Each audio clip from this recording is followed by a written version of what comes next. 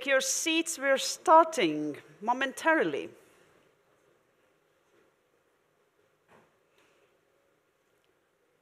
I already mentioned in my welcome remarks that, well, it is a collaborative effort, and our 30 years of .LV would not have been possible if not for all of you. And I mean, all the registries, registrars, domain name registrants, cybersecurity experts, and everybody who contributes to us becoming what we are today. And today we are here in this room talking about domain names, everything DNS related. And I would like to start by looking a little bit back to some history. Baltic Domain Days, very brief history. You know that Germans have their domain pulse events where they speak German. You know, Nordic countries have their Nordic Domain Days. And then we thought, why not us? And so back in 2018, and actually that was a long time ago, back in 2018, we decided that, yeah, we also need to have our Baltic Domain Days, where we start with all three CCTLDs of Baltic states, .LT, .EE, and .LV, came together and started talking about all the things that are dear and close to us. And the idea was that we take, well, each country takes their turn, so celebrate different events. For example, here we're cutting the cake of 25th anniversary of .LV.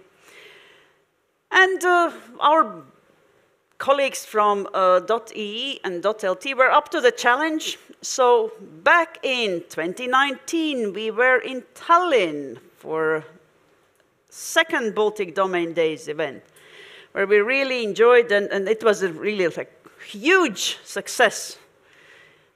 Huge success, and we were looking forward. And you know, ironically, as it was, in Tallinn, Heikki gave the flag of the next Baltic Domain Days event to Lithuania, and they said, see you in Lithuania in 2020. Little did we know. Because the 2020 came and we said, nope, we're not going to that country. We're not traveling. We're not allowed to see each other. All we could do was to join remotely in Zooms and all other conferencing softwares. This year, Lithuanians were up to the challenge and said, yes, okay, we'll do that. We said, nope. We're celebrating our 30th anniversary this year. Let's come to Riga again. And so here we are today, Baltic Domain Days event, which is a part of a bigger CyberChess conference. As I already said, it's a great pleasure to see and welcome you all here. And I would like specifically thank our sponsors, CSC Corporate Domains, ICANN, and CentralNIC for supporting this event. Thank you really very much for allowing us to have this wonderful room full of fantastic people and interesting discussions. I know that I have 15 minutes for my welcome, but I also know that you don't want to listen for 15 minutes of me welcoming you all.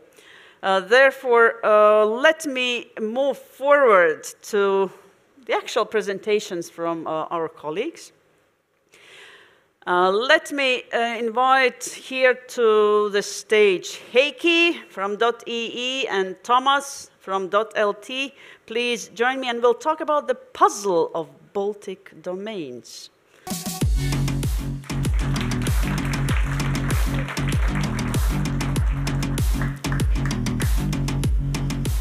Should we sit here? Wherever you want. Oh. Wherever you want. But I think if you want to change the slides, oh no, I can give you the magic device. Oh, you go there, yeah.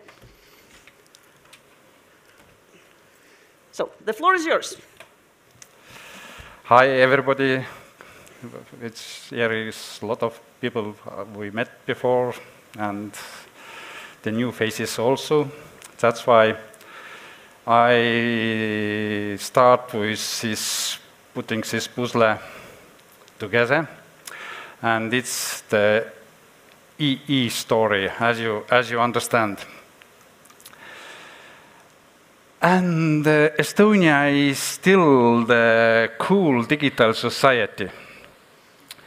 It means that every Estonian residents have an electronic ID, and it's already many, many years. And it means that NIS2 is most welcome in Estonia already 10 years ago, let's say. And we have a lot of public services, and almost all in the society. And we have also one very important feature, that Estonians trust a solution. It helps us a lot. And one of the latest aim of our state called personal state, and it means that so-called invisible and cross-authority event-based services will be developed for the citizen, make public services simple and efficient as possible for the user.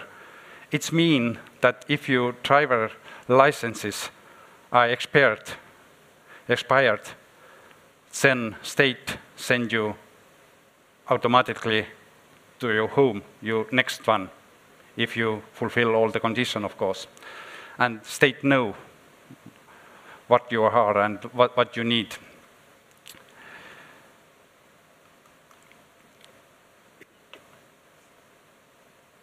Yes, we all went through the COVID boom. And then the European market, domain market, cooled down. And we know the reason: the war and economic insecurity. And the interesting statistic is, if we look closer, that when closer we are in the front, it means the Ukraine, then smaller we have the growth of domains. And Thomas tell you that, as I know, the 2020, the Lithuanians are almost zero growth. And today we know that the European domain market is slowly growing, and it's about 2% just now. And here is a question, and I don't know the right answer, that is the impact of the war diminishing? Yes, in renewal rate, we are better in Estonia than European average. And we, of course, very thankful our loyal clients. And it's also true that the COVID boost helped not only us, CCs, but the new GDLDs also. And in some figures, we saw that when we look in the Estonian domain market, the new GDLDs take the 10% even our markets. Today, this share is about 5% in Estonia, and we saw the very volatile movement here. It means that the newcomers rise and falls all the times. And our growth in the last 12 years is the 5.2%, and it means that yes, we are lucky enough in this sense. But of course, economic uncertainty, high inflation, and all these kind of things will affect us also. And it's mean that we always also analyze, do we need to raise our price? And I am very good news for registrars and all our domain buyers that next year we don't increase our price. It means that we sell €6 per year, and if we know that the European average is 10.4, then it's came our natural growth of our zone.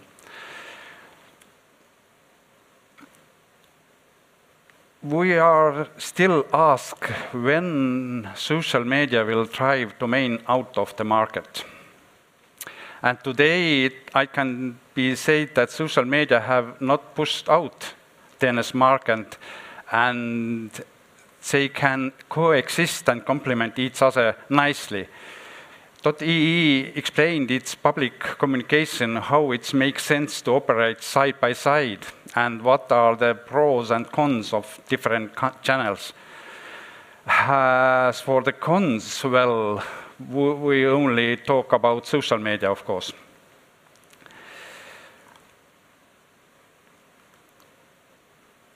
But here is the, yeah.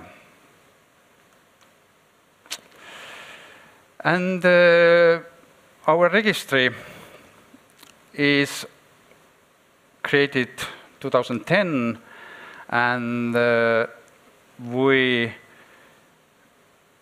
work a lot of innovation things, and one of the aim is to be the world best registry, of course, not nothing else. And our news block, I would say that we have 2 auction portal. The auction portal for the deleted domains, it's from 2019, and it serves us very well. It's take more equal opportunity for everyone to get the appropriate domains. And for the May this year, we released our reserved domains. And it's public auction, and so far the highest number what we sell is one.ee at its €11,000.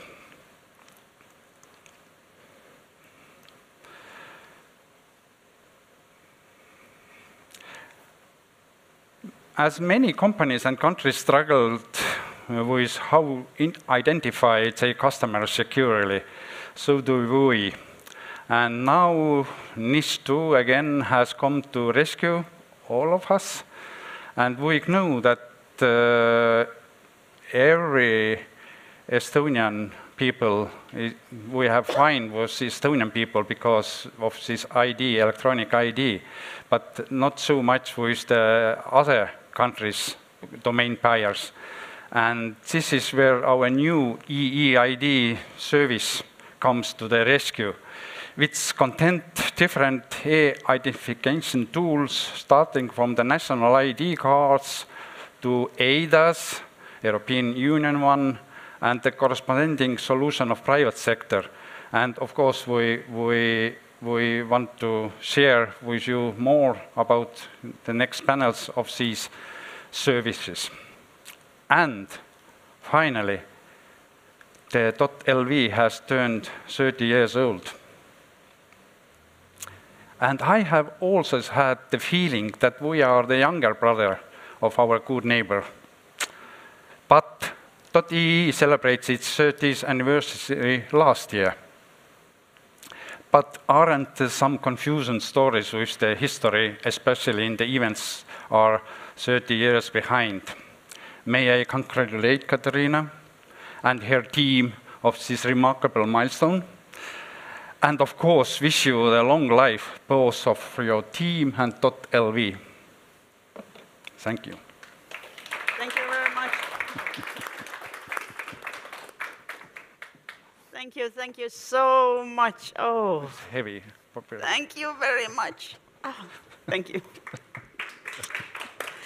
Thank you. Thank you very much, .te. Well, you see, the thing is that some of our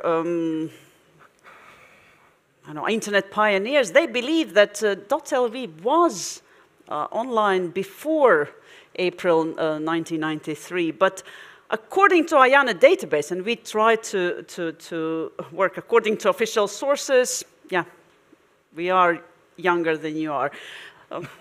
So thank you very much. Thomas? So, welcome. Good to see everyone. And before starting presentation about .lt domain, I would like to congratulate .lv domain, all the .lv team, and we brought some tree symbol, which symbolizes... It's a tree. Yes, which symbolizes life, growth, wellness. So that's all we wish to you and all your team. And don't forget that you are important not only for your internet community here in Latvia, but you are as a tree in the forest of a global domain name industry. Thank you very much. Thank you. Thank you so much. Thank you. Thank you. The floor is yours. Thank you. And this is mine.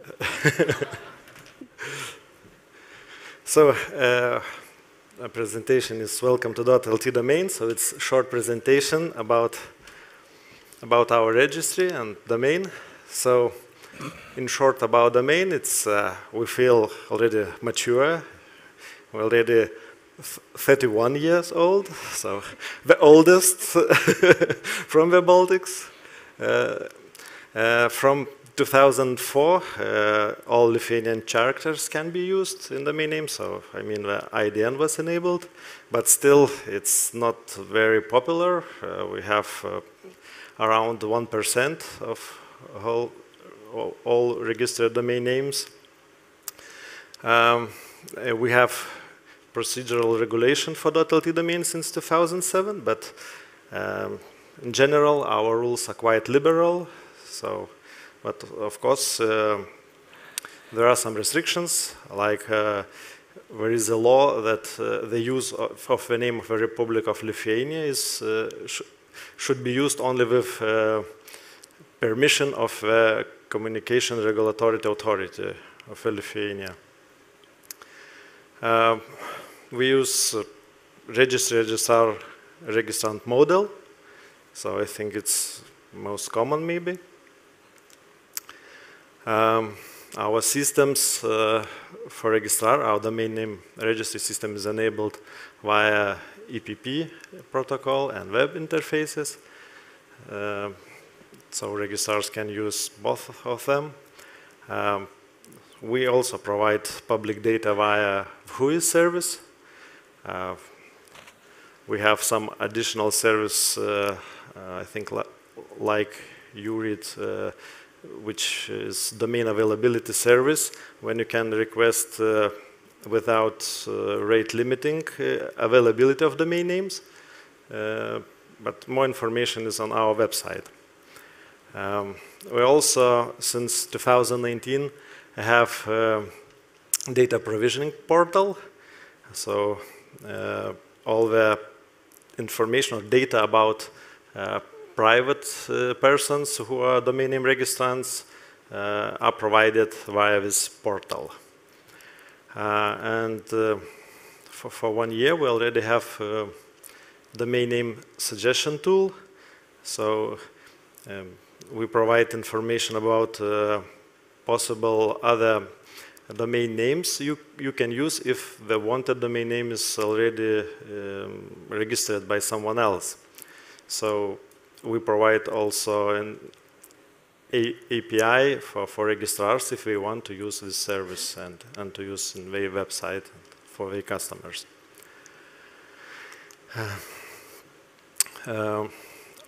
About operation of .lt domain, so as all of TLD registries, I think now, at least in Europe, are a critical information infrastructure.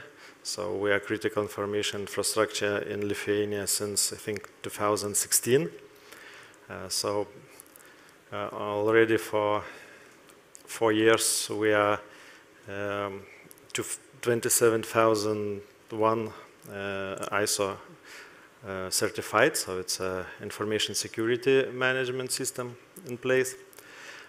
We operate quite big our IT infrastructure, so we have 4 own DNS Anycast clouds, and equipment now is in more than 25 data centers, mainly in Lithuania, but also outside Lithuania. So, and DNS services IPv6 enabled, DNSX enabled, but I think it should be enabled in every modern registry. So. Now let's talk about our registry. The registry is a department, it's actually Internet Service Center at the Kaunas University of Technology, and there are 16 employees. So, and some of services are provided by the university, but all the main services related to the domain name administration are provided by our local staff. So, and we are trying to our staff to be high skilled, so we are sending them to trainings, and our team, as I know, now also participating in this CyberChess conference CTF exercises, so we are solving tech puzzles in cybersecurity. And we're also members of Center, RIPE, and CCNSO at ICANN. Other activities, so we have some trainings about domains and internet addressing for registrars. We have an annual registrar meeting. It will be in the beginning of December. And we have trainings for businesses, for law enforcement, actually about internet addressing, how to find information about not only about domain names, but also about IP addresses and so on. So, one of our latest projects is a common project with National Cybersecurity Center. So it's a DNS firewall. So I think it was initiative from Cybersecurity Center, but we are providing the technical operation of the service. And Cybersecurity Center, we are providing the blacklists. We also operate registrar, so we call it registrar of last resort. So also to be sure that if all other registrars goes out of business or just say we will not, I don't know, serve to some client, they always can come to us, and we are operating as registrar. I have different infrastructure, different website, and so we can supply the service. And we're also providing DNS service for Lithuanian Academic and Research Network. So it's technical service for recursive DNS servers. Let's talk about our registrars. So we have accreditation process in place. So there are some administrative, technical, financial requirements that should be fulfilled by the registrar. So currently we have more or less about 120 registrars. So some of them becoming new, some of them just contracts ending. So and half of them are local Lithuanian registrars, half of them foreign. We have one dominating registrar, which holds more than 50% of .LT domain market share. So, but at the moment, let's say last half a year, the market share is a little bit decreasing. So, and I hope that other registrars are doing well to increasing their market share.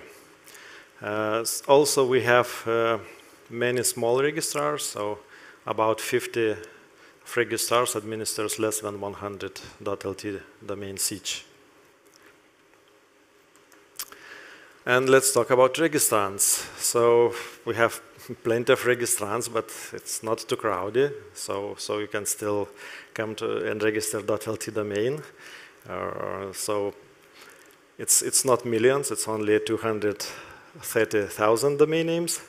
So I think you will find the name you would like to register. Majority of our registrants are locals, so it's about 85%. Fourth place by the nationality of our registrants is Estonians, and seventh place is Latvia. I think second place is Germans, if I am not mistaken. Actually, private registrants are quite active. There are more legal entities as registrants, but still more than 40% of registrations are by private persons. So we think that it's good. And domainers, yes, we have them. More than 100 registrants have more than 50 domain names each. From my knowledge, one of the biggest registrants, one registrant have more than 1,000 domain names registered on his name. But it's a part of our ecosystem. So because some of registrants could do the business, how to say, without cyber squatting, maybe just using other resources like for attracting network traffic.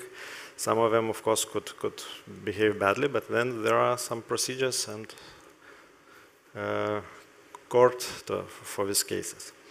So that's it. Thank you. Thank you very much. As to questions, please don't forget that we have Menti with the code, and I already see some questions coming in. But before we get to the questions, let me also give a very, very brief introduction of the 30 years of .lv. No, I'm not going to cover all 30 years. Don't worry, this is going to be a very, very short information about .lv and its puzzle. As you can see, I'd like to talk about 4 things. Our team, our partners, our customers, and our domains. And I'll start in reverse order. And we'll talk about domains. As in the beginning of this month, we finally managed to overcome the milestone of 140,000 domain names. Apparently, Latvians are not as active as Lithuanians, and we can see that from the statistics provided by the Council of National Top-Level Domain Registries Center. Yes, Estonians and Lithuanians are more active when it comes to registering domain names. And they, Latvians think, okay, I have one domain name, why should I care about another one, wherever, in whichever zone. But still, we're growing. The 2 orange bars are the years of the pandemic, when we did see a spike of growth, finally, again. Now it's again back to a steady growth. Some fun facts. The longest domain name we have is 60 characters long, and it says, fitness trainings and healthy lifestyle for mothers and pregnant women. Very easy to remember, actually. So our customers, who are those people who do register domain names? We also have customers from many different countries, and also majority, of course, are local. 75% of domain names are registered locally. But surprisingly, Germans are not number 2 anymore. Germans used to be number 2 in, I think, all almost all European country code top-level domains, not anymore in Latvia, no, and Lithuanians are number 2. Good, well done, well done. Congratulations. But again, unlike in .lt, a majority of domain names are registered by individuals here. And when it comes to individuals, another fun fact, here are the most popular names of our registrants. So we have 37 Jānis Bērziņš, which is one of the most popular names in the country. And Jānis Ozoliņš, well, you can guess that Jānis apparently is the most popular name in Latvia. There are 1, 2, 3, 4, 5, 6 Jānis on the top 10. So who are our partners, our registrars? Well, the number probably doesn't say much. We have 169 registrars, and 68 of them are local registrars. And all of them, almost all of them are fantastic, wonderful registrars, and we are very happy to work with them, and I hope that they are just as happy to work with us. Our team, again, of course we have fantastic registrars. We need to have a fantastic team to deal with those registrars and all our registrants. And many members of our team are here. We are here, and if you would like to ask us any questions, we're here to answer. We'll be happy to provide all information that you need. And even if you don't have questions, well, just simply enjoy the atmosphere, the meeting, and enjoy the entire conference, Baltic Domain Days, because it is for you. And some other things that are for you. There is a table at the back of the room. There are some souvenirs from our registries, something to share with you. We'll be very happy to do that. So just don't be shy. Not now, not now. During the break, don't be shy. Just go to the table and pick some things that you like to remember us from this conference. Now I know that I have a couple of questions, and I'll move to my seat. Oh no, I have more than a couple of questions now. There were a couple of them when I started talking. Okay, so the first question we received, and I suspect it's addressed to you, Heikki. You said your number one goal is to be the best registry in the world. You're not denying that, okay. What is one example of how you have accomplished that, or at least maybe are planning to accomplish that? Oh, you have. Yeah, but you have a microphone. Yes, it's for the remote participants, and it's for the audience here. Explained me. Oh. And of course, I already says that we have a lot of innovation in our registry, and of course we try to be most liberal and open and all other values that we have. We introduced, for example, all these auction systems for the deletes domains. It means that all deletes domains go to the auction, blind auction, and everyone is possibility to catch it.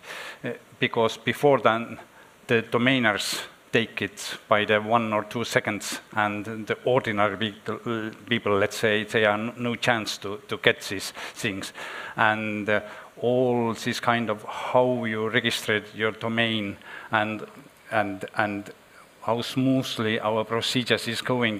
We work every day for these things, and it's our aim to go step by step to these targets, let's say, and this EEID system, when we try to know who is our Chinese domain buyers also, or in the States, or outside of the EU.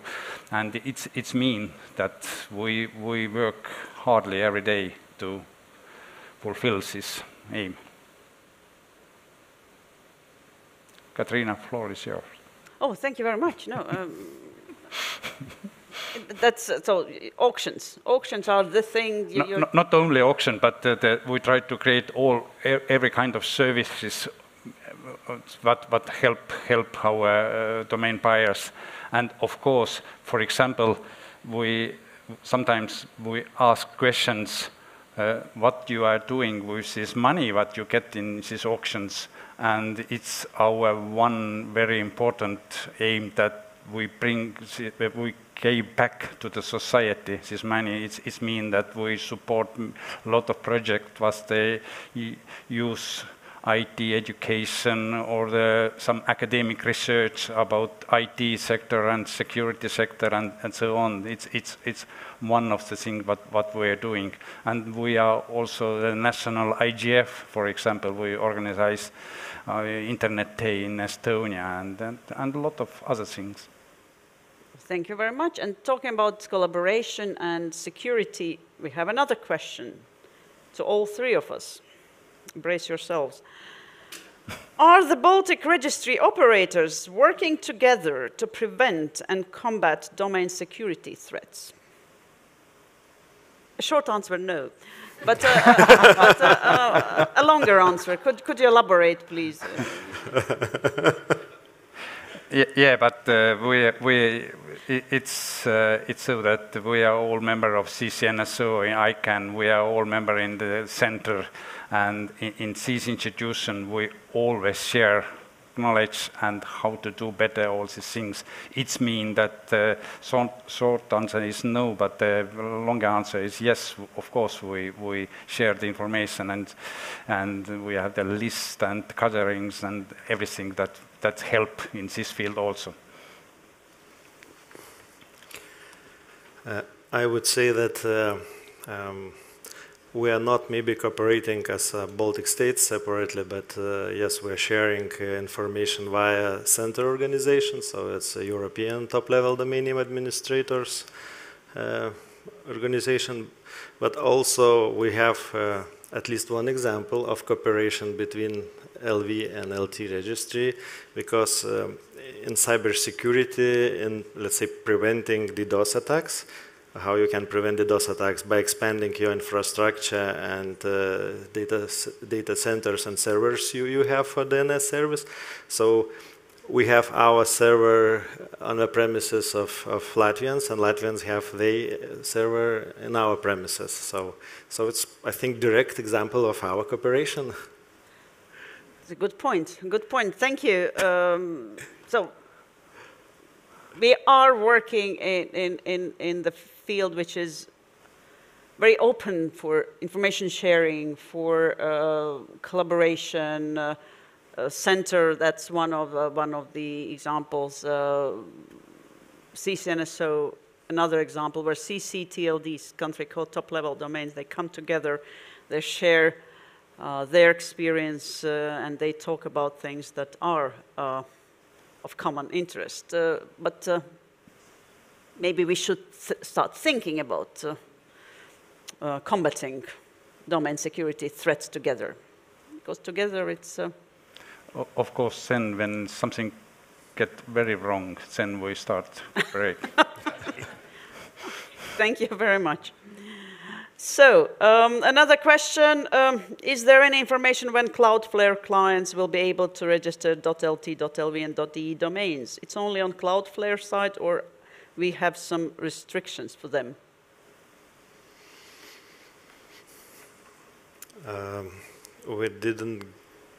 We did not get a request from Cloudflare to become a registrar. If the question is about that, so if they would like to become a registrar, so they could apply for accreditation and then become a registrar. So I don't see any problem. Yeah, same answer, yes. Thank you.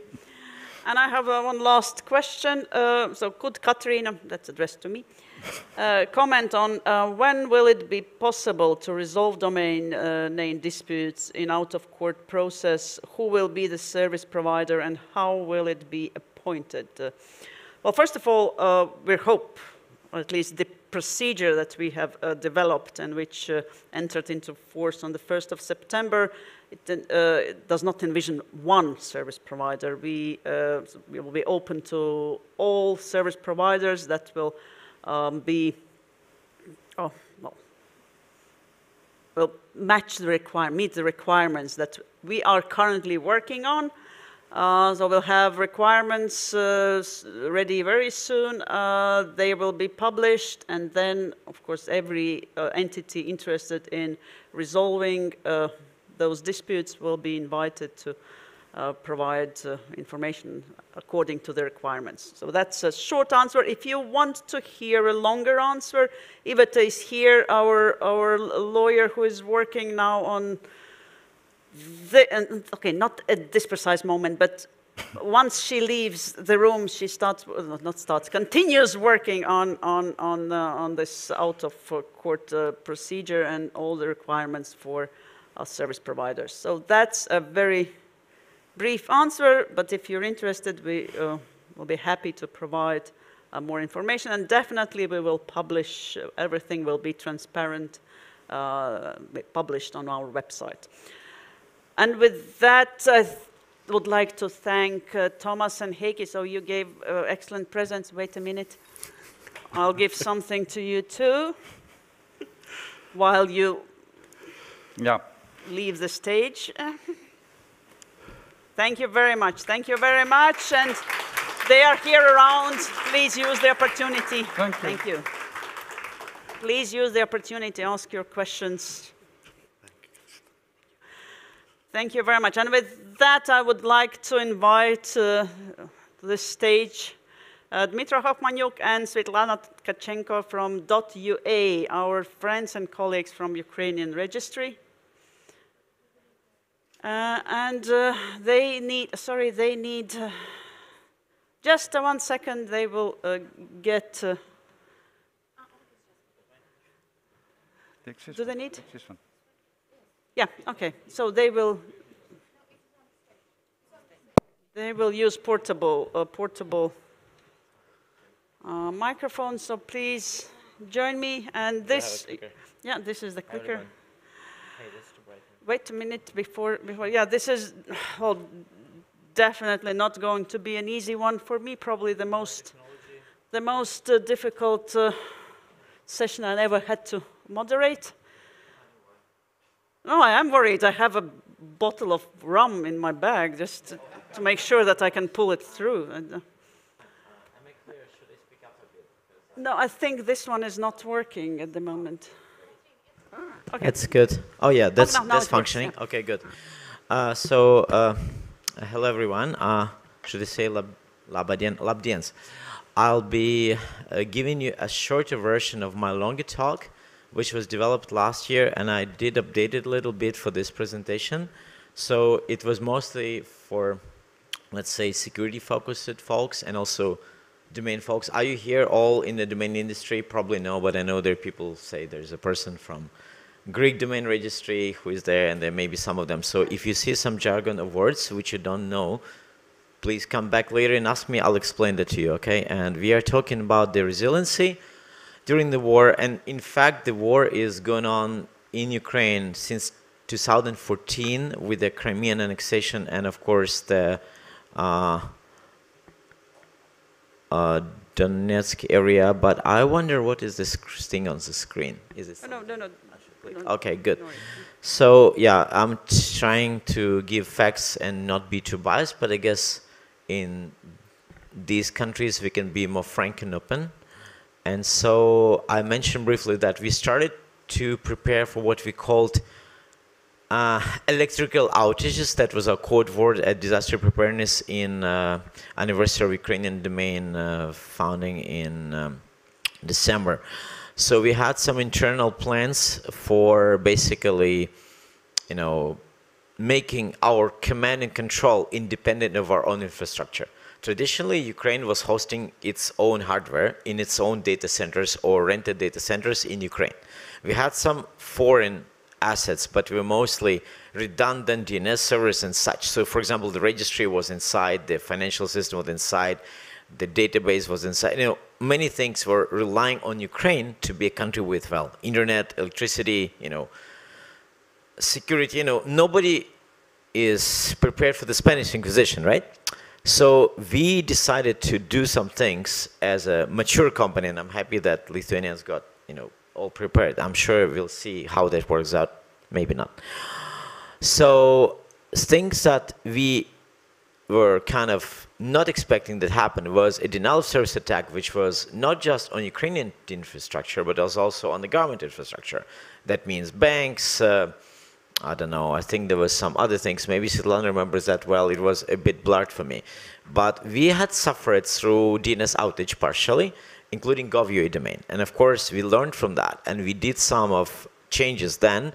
And then we started to deploy our routine. So I basically moved the company operations to this weekly update cycle when you roll back the changes, and we have to change to some new providers, and we just added some Anycast clouds. So we had our own, we had a couple of others, and we added one more.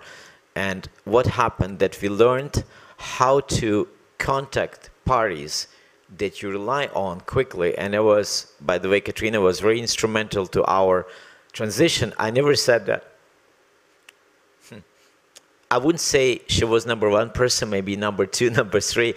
I'm not counting people, but she was a networker who was able to contact other parties, which then come back to us to offer help. So instead of, say, me or our CEO doing this, you know, fanning out, we have them all conversion on us. And it was very helpful, and I named these parties later. So we started to post-analyze, and we kind of thought, you know, in March or April, we will redo our infrastructure to be more resilient should another denial of service attack to come. Well, it came a bit earlier. As you all know, we had the military attack on Ukraine commencing in February.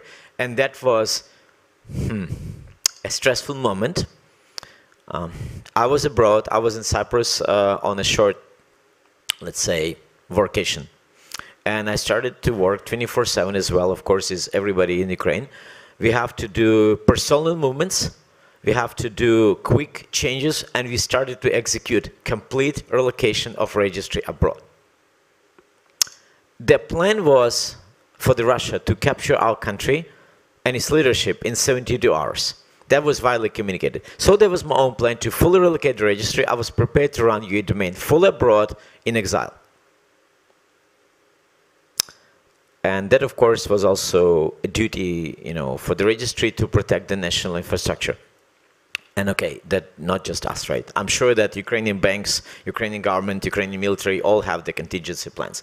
For example, I know the railroad moved their control to the moving car, and they had changed the locations, right? Running the Ukrainian railroad from the train, so they were not known. Okay, so location was not known. Well, I learned of this later. We have allocated backup locations, and by the way, Latvia was one of them, Czech Republic was another, and Sweden was another.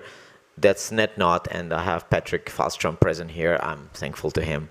And I don't think we have Czech registry representatives here. We use Signal, which is a messenger I recommend to everybody to install and use for all of your work communications. Of course, you're free to use Slack or whatever solution you use, but it's always good to have a plan B. Why Signal? Because it's not difficult to install, it's not Telegram, it's not connected to Russians in any way, which is very important. I can't stress this long enough, hard enough. It's not just Russians, it's entire criminal mafia state of Russia. I make no mistake, if you have Russian citizens in your registry, they may be infiltrating your organization. Not because they're bad people, because they've been forced by the government to be so. Everybody with ties to Russia is potential threat to your company and to your government and to your security. I would not repeat that. My own opinion, right? So we have the 4 priorities. It's the people, the stuff, because nothing works without the people. The data, of course, meaning that, you know, copies of the master database and such. Then the services like DNS and the money, of course, but, you know, you have to spend more money. when you have emergency. We have some reserves. And the communication was done within our team, within our customers and partners, the government. The public was kept, you know, in the loop, and then of course the cybersecurity, the Ukrainian CERT, we have the military, Minister of Defense communications separately. And so these are pieces of the puzzle. This is more interested, like say, if you're a registry operator, but basically EPP is the database of domains, DNSSEC is the function of creating domain signatures, DNS is what your computer uses to resolve the domain, the WHOIS is the yellow pages and their DAP as well, the website, you know what that, and of course, you know, your support channels, email, chat, we also use that to communicate to our external partners. Sadly, lots of people in Ukraine use Telegram for one-on-one communication, and I think it's not safe because it's always stored in the clear in the Telegram servers unless you have one-on-one security chat, which is opt-in. Don't use Telegram for anything that you don't want to say in public, please. WhatsApp's fine if you use secure WhatsApp chat. That must be latest version. We had lots of things we accumulated over the 20+ history of our company, and some of these things are now operating in dual mode. Some of them in Ukraine, some of them in Europe, sometimes they work in parallel. So we decided, you know, which parts we outsource, and we did outsource, of course, the hardware, not the cloud, but other parties, and DNS services. Others are still run by us. We own our data, we own our financial database, we own our, you know, business logic and stuff, meaning that, you know, we don't say move it to, let's say, CERA, the Canadian registry, like the New Zealand did, or, I don't know, another country, right? Just saying. In my opinion, in the European approach to things, you do care about privacy, right? This is not United States where your data is a product for somebody else to sell. This is privacy-oriented mentality, and this is, let's say, locally focused economy, right? You know, for Latvia, the Latvian companies does that. For Ukraine, the Ukrainian company does that, right? I think it's the right thing because you create jobs, you create expertise, and you create basically, let's say, a little matter of national pride. We learned some things, and I mentioned in point 4, the people are more valuable than computers, or money, or time is more valuable too, okay. The money, I mentioned that. It's very good to work with smaller companies, especially those you have personal connection. I mentioned LV, okay, they're non-profit, still a company, a good one, and not small, and some other companies are small too. We dealt with Cloudflare, which is a huge company, but we had a personal contact there, basically on exec level. So we reached out to them, they gave us free service, which was very important. We still use that. They mentioned partners. I just outlined how it went with every one of them, and you know, which pieces of the puzzle. The NetNode is the DNS cloud. It's basically a replica of our own cloud. And the Syzenik is our registry partner. We are using them as a backup location, or now actually it's like primary location for our database and other things that I don't want to mention here because it's company private information.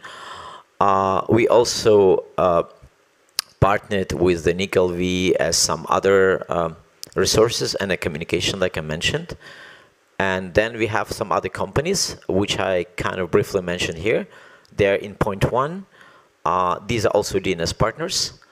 And IANA is the registry for the root zone. I do know stuff there, and I'm grateful for them to be able to quickly react to the providers we have added within, you know, 24, 48-hour window, and doing things on Sunday by direct messaging, again on Signal. I was able to escalate, you know, American night on Sunday to be a time when they do things we needed to do quickly.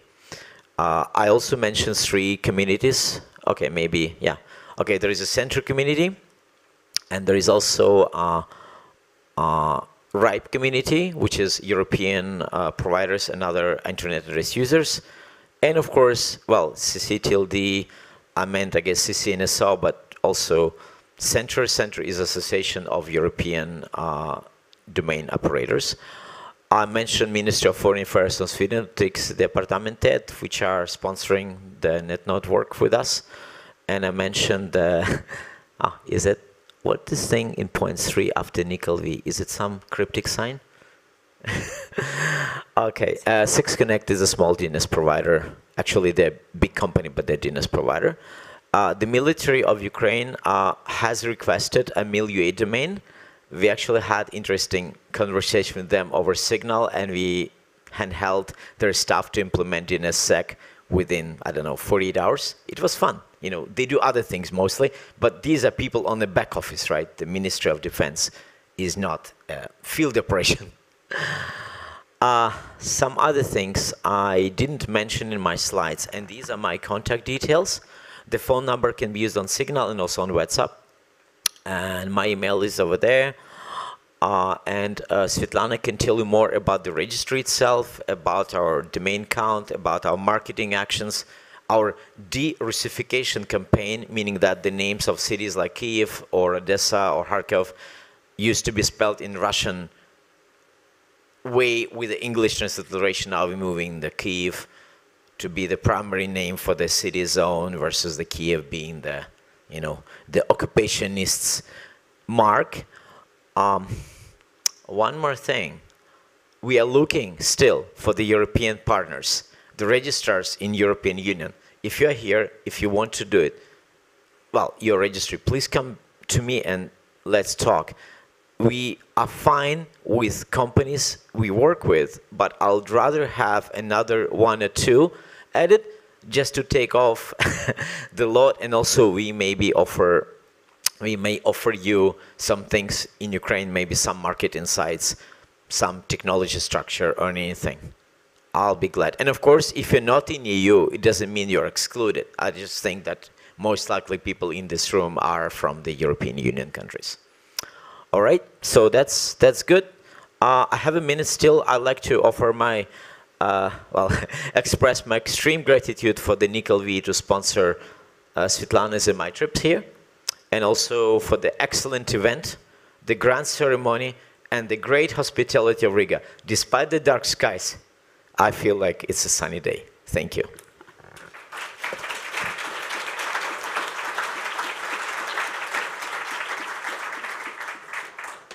Thank you. Thank you very much, Dmitro. Please join us here on these lovely white chairs. I'll call them chairs. Yeah, thank you very much for your enlightening presentation. So it's clear that well, normally people do not prepare for events like that, and it just no matter how prepared you are, you're just not prepared for a war.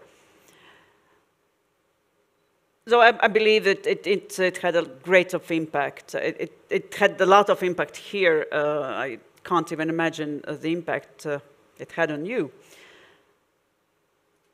So you said that that #1 priority was people, and I completely agree with you. Nothing works without people.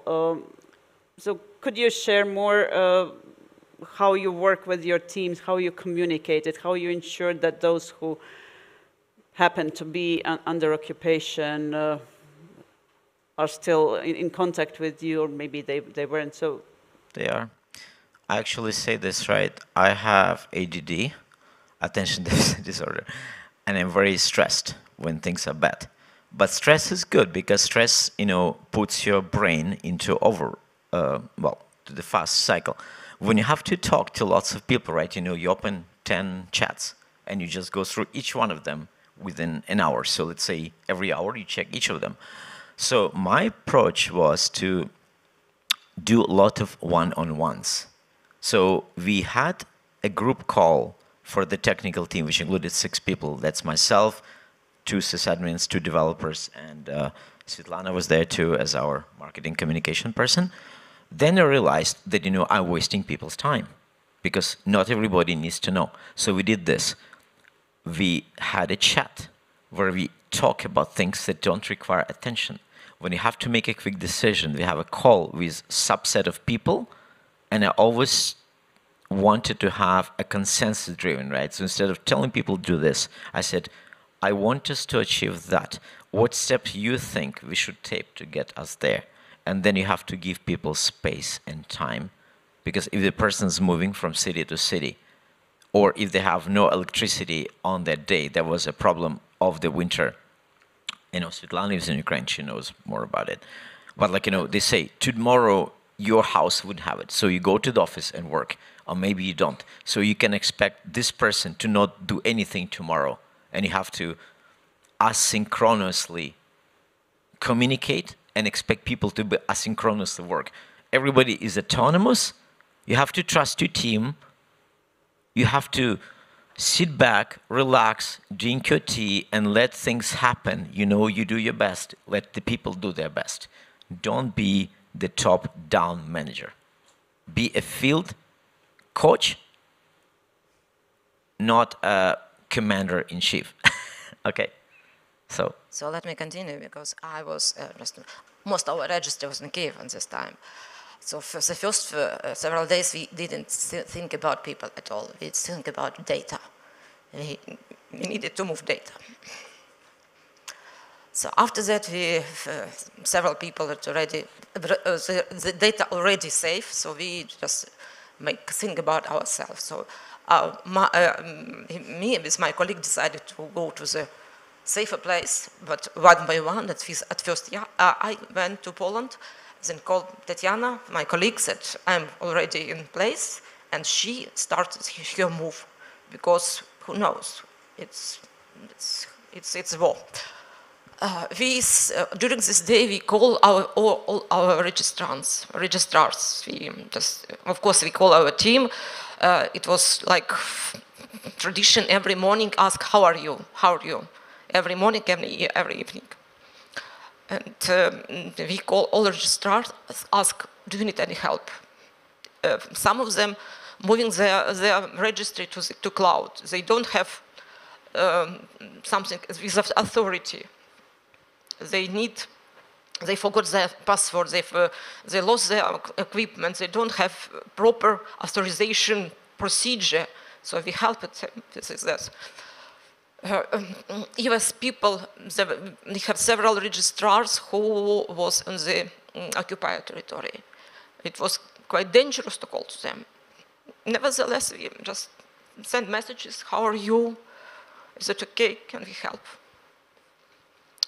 And one more thing, that we organized evening calls. So if you are okay, if you have electricity, just we have Zoom where we can share our feeling. It was also very important not to think about work, but share how we feel. How do you know about the situation? Just share your mood. And one thing that I want to get more details about. In the middle of the winter, when the blackouts everywhere, we decided to organize EURDOM conference, our yearly meeting. It took 2 days, 3 hours a day. A lot of registry from World International Organization come to this meeting online, of course.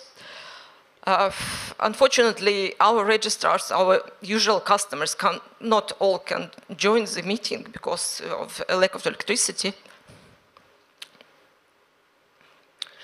But it makes very strong, powerful sign that we are not alone. And it also helped our registrar understand that life is continuous and we should work, we must work. We have support from international organization, from the world, and we started to work this again. So. Thank you, Svetlana. You are saying things I forgot to mention. We did have this Friday and Wednesday, right? Evening call, and also we have the work calls.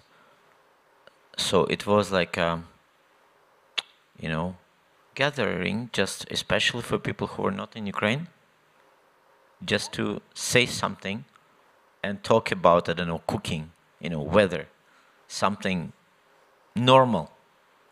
Just like during COVID, right? People had Zoom just so they can see each other on the screen. It was very much so, but just more difficult. We still have those calls. It's very important to let people in your company just say what they want without being afraid that it's a wrong thing to say. So. Yes, thank you. Thank you very much. And we fully understand your emotions. And I have a couple of questions here too. And actually that's about people and something that we discussed yesterday with you, Svetlana. Maybe you will, again, once more stress it clearly for everyone in the room. So the question was, how did you manage with colleagues that were not on your side, meaning that not on the side of .ua Ukraine? That's what I asked you yesterday. So were there any colleagues that did not support Ukraine who were supportive of Russia? I think you mean colleagues in our registry or in our... Well, in registry, yes. Here the question is about the registry colleagues, yes. We don't have such people. Yeah, so that's what I wanted to stress once more.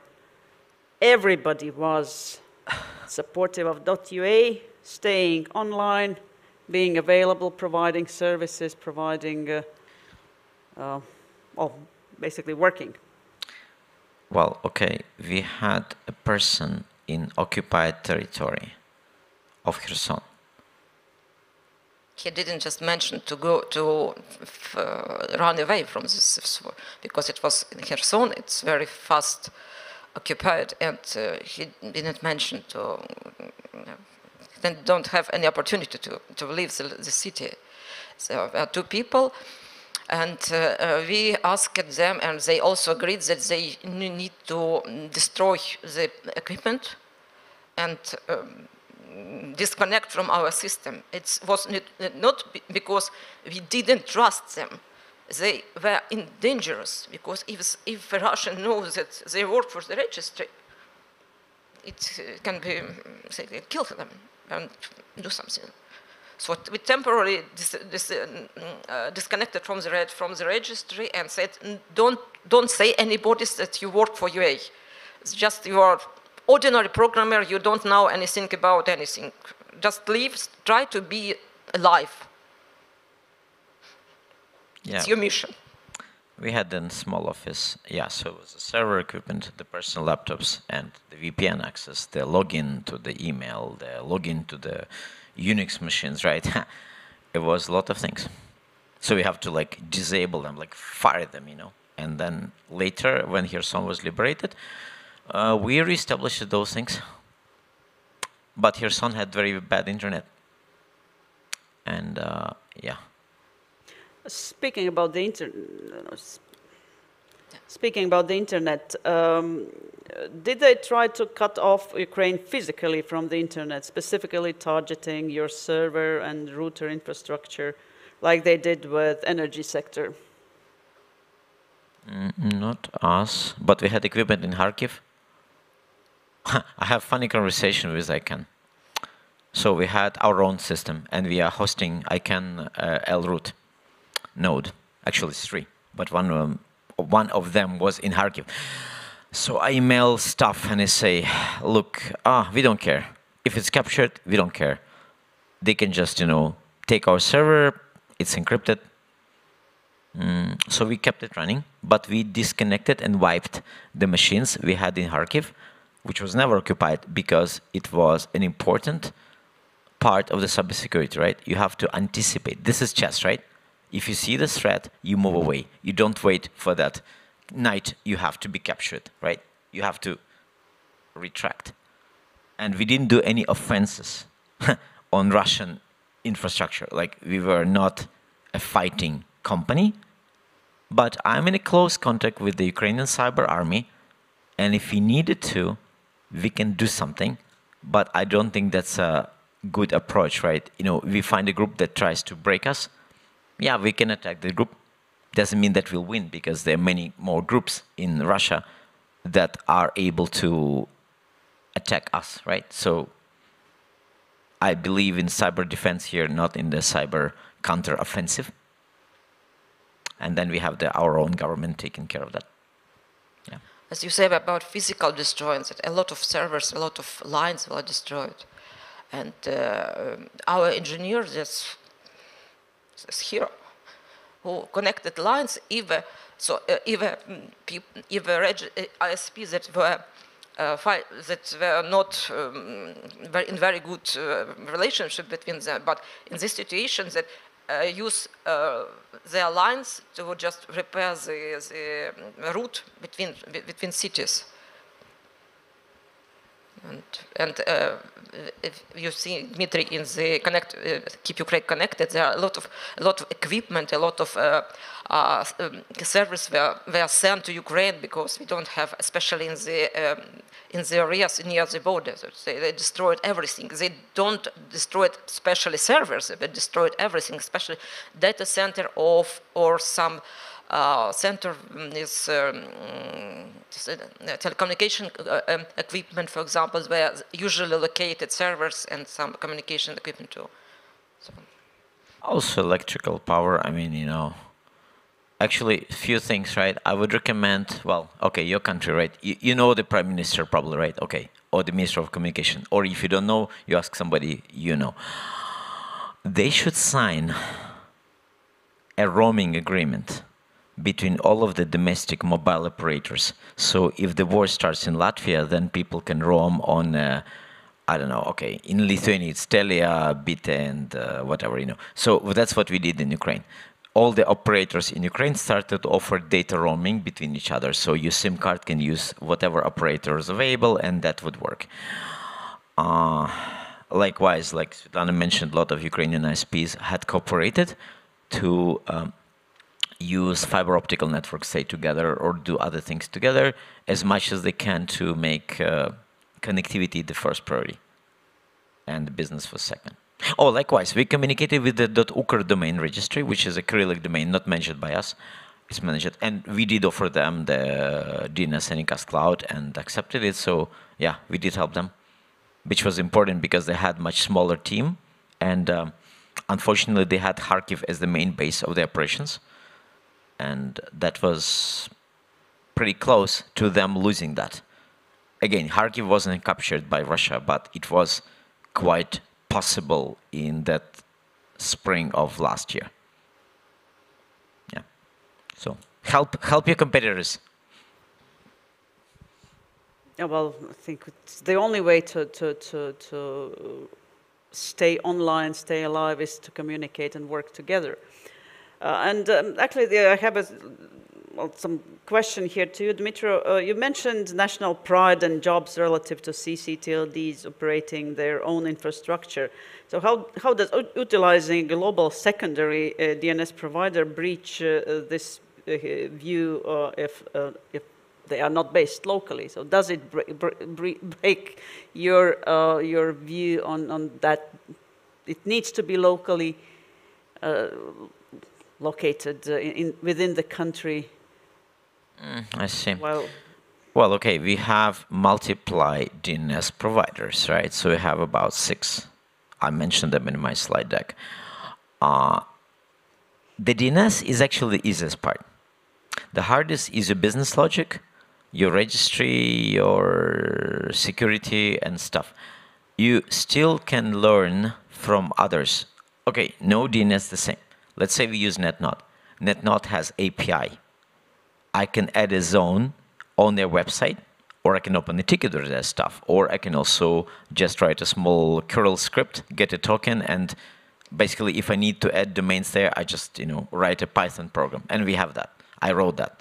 Well, okay, I used the shell and Perl script because that's what I like more. It's very good to see how others work, and if you see their solution, then you can change your own in-house solutions to match the quality they provide. If you don't learn from others, of course, you can't make the good service. But if you only rely on others giving everything for you, then you're forever enslaved. And let's say, Amazon, Google, and Microsoft are all American cloud providers. Should we have a European cloud provider, I would rather use that because I don't want us to, send the money abroad.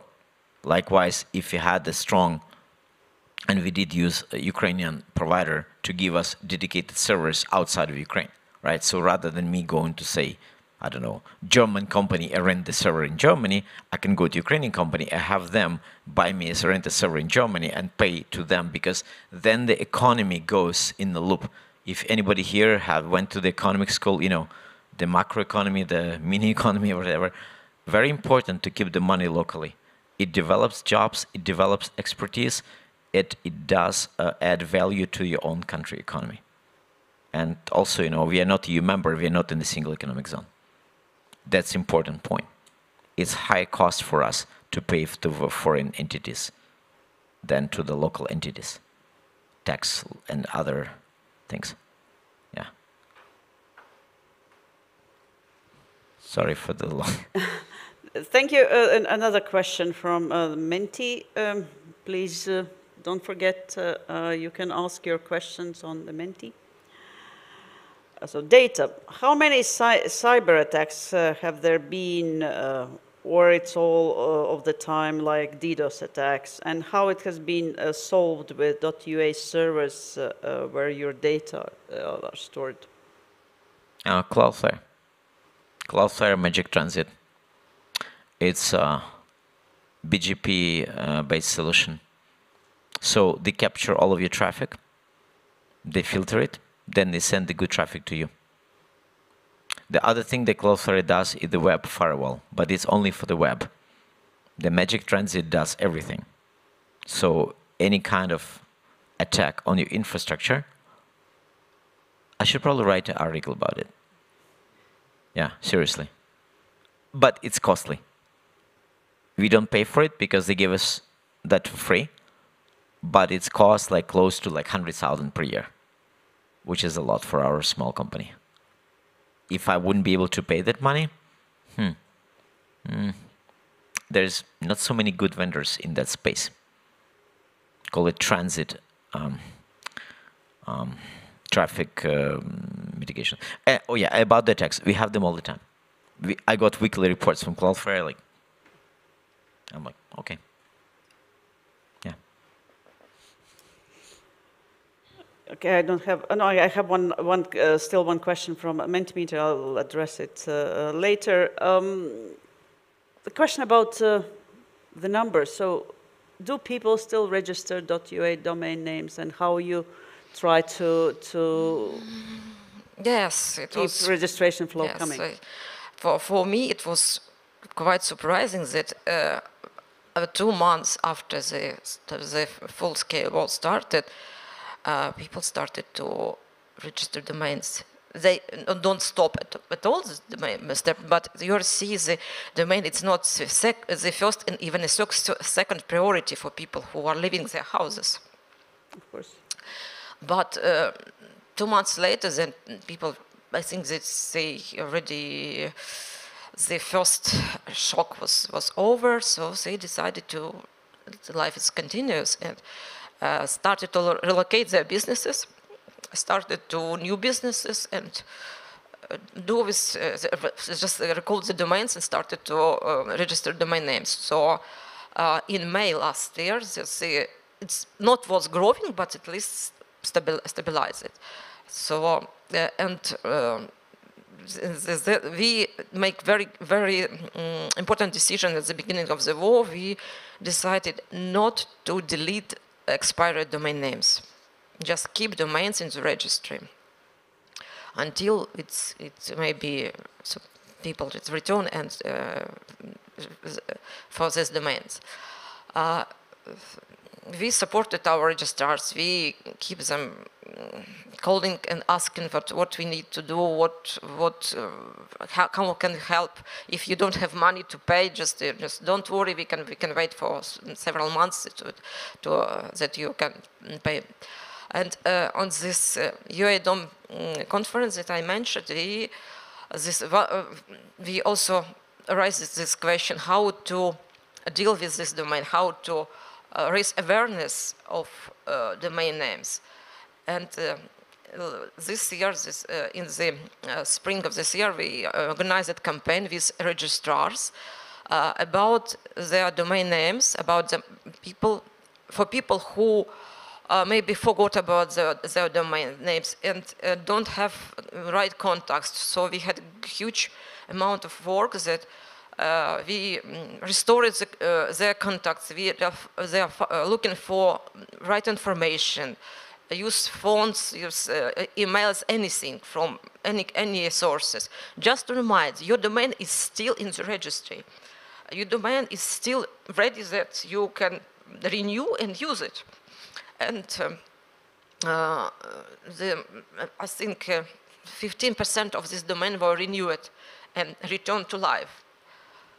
And the second initiative that we created that was about not only domain names, but also about the name of the city, because we have public domain names that for Kiev, for Kharkiv, for every big city, but the spelling of the name was Russian. It's treated as a legacy of Russian on the USSR. For example, for Kiev, there are two domain names, one of the old style and one of this new style is this Kiev. It's another spelling. It's official spelling of name, but it was not very popular. So together with the registrars, we decided to rebrand our domain names and organize a special campaign to bring attention of people that they are right spelling of domain names. 30 registrars take part of this campaign with this special discount, but not only discount, a registrar makes even more discount for their services. They added free or discounted hosting, web hosting, and helped people to to move this data from old domain to new domain. So very, very huge campaign. So if in the Kiev metro station there are banner with sign that there is the difference what language you speak.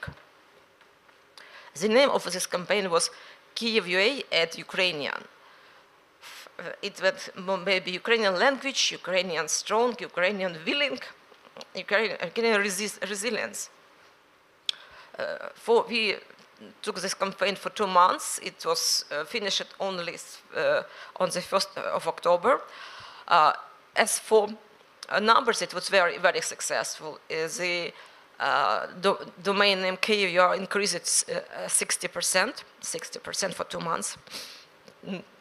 But more important is that we cooperated with our registrars, that most of the activities was made not but registry, but registrars.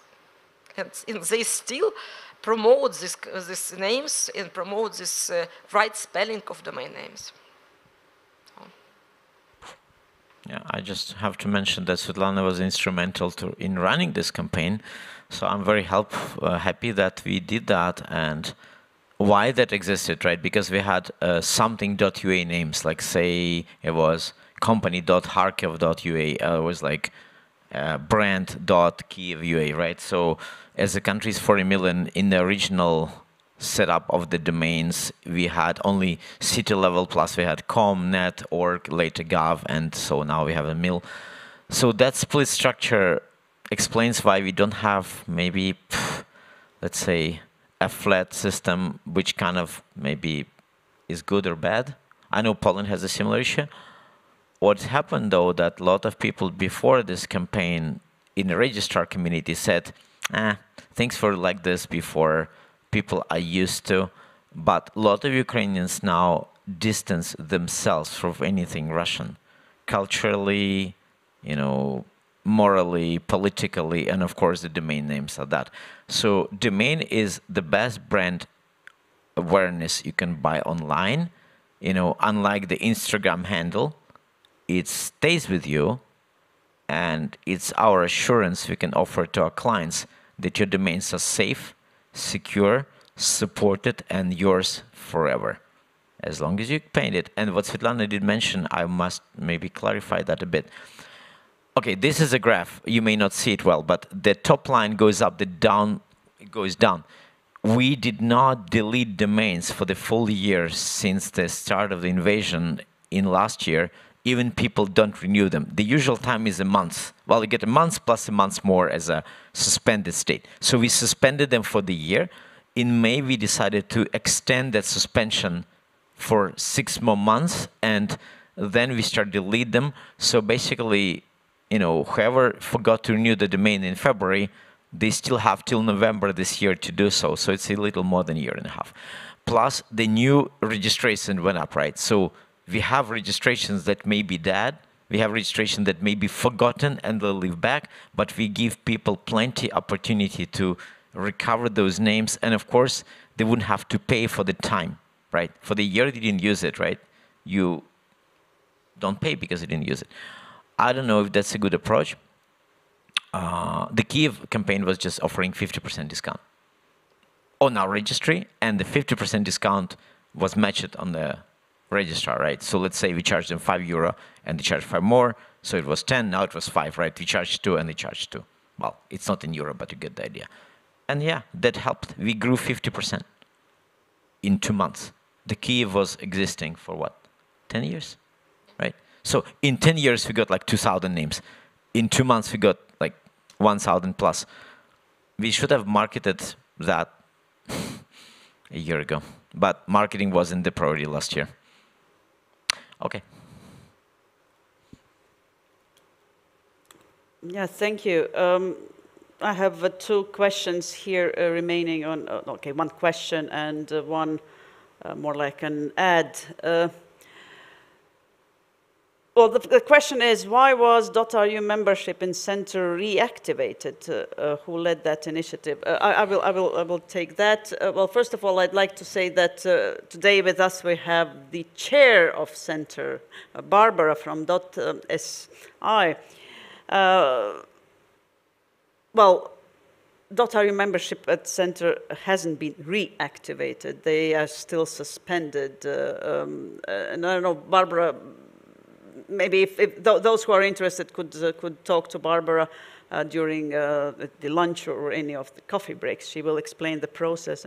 And I must say that we have always been very good friends with people from .ru. We have been attending each other's events, so it was a painful decision, but it just had to be made in our support for our Ukrainian friends, and just to show that we are against the war in the heart of Europe, or any war for that matter, but especially something that happens next door.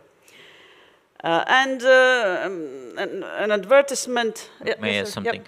Just so you understand, the .ru is owned by Rostelecom, and Rostelecom is owned by Vladimir Putin through his subsidiaries. There is no private ownership of infrastructure in Russia. It's all connected to the what they call vertical власти, you know. Yeah, so. Yeah, thank you. And some more advertisement from Patrick Feldström, who will be talking tomorrow. And he says, tomorrow in the closing session, I will explain in more detail how we at NetNode have been working for a while, which in turn made it possible to help .ua. Process for survival. So stick around, and tomorrow at the closing plenary, Patrick will tell you much more. I would like to thank wholeheartedly Svetlana and Dmytro for coming here. I know it's been a long way to come over here, and we're very happy to have you here. And if you have any questions or want to just show your support, anytime. And thank you very, very much. And okay, I will just stop talking because otherwise I won't be able to. Thank you very much. That's okay. Thanks.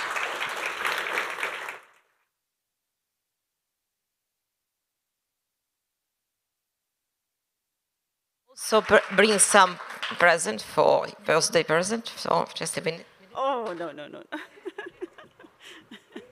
that's the part where they bring the cake, right? Okay, Dmitry, thank you.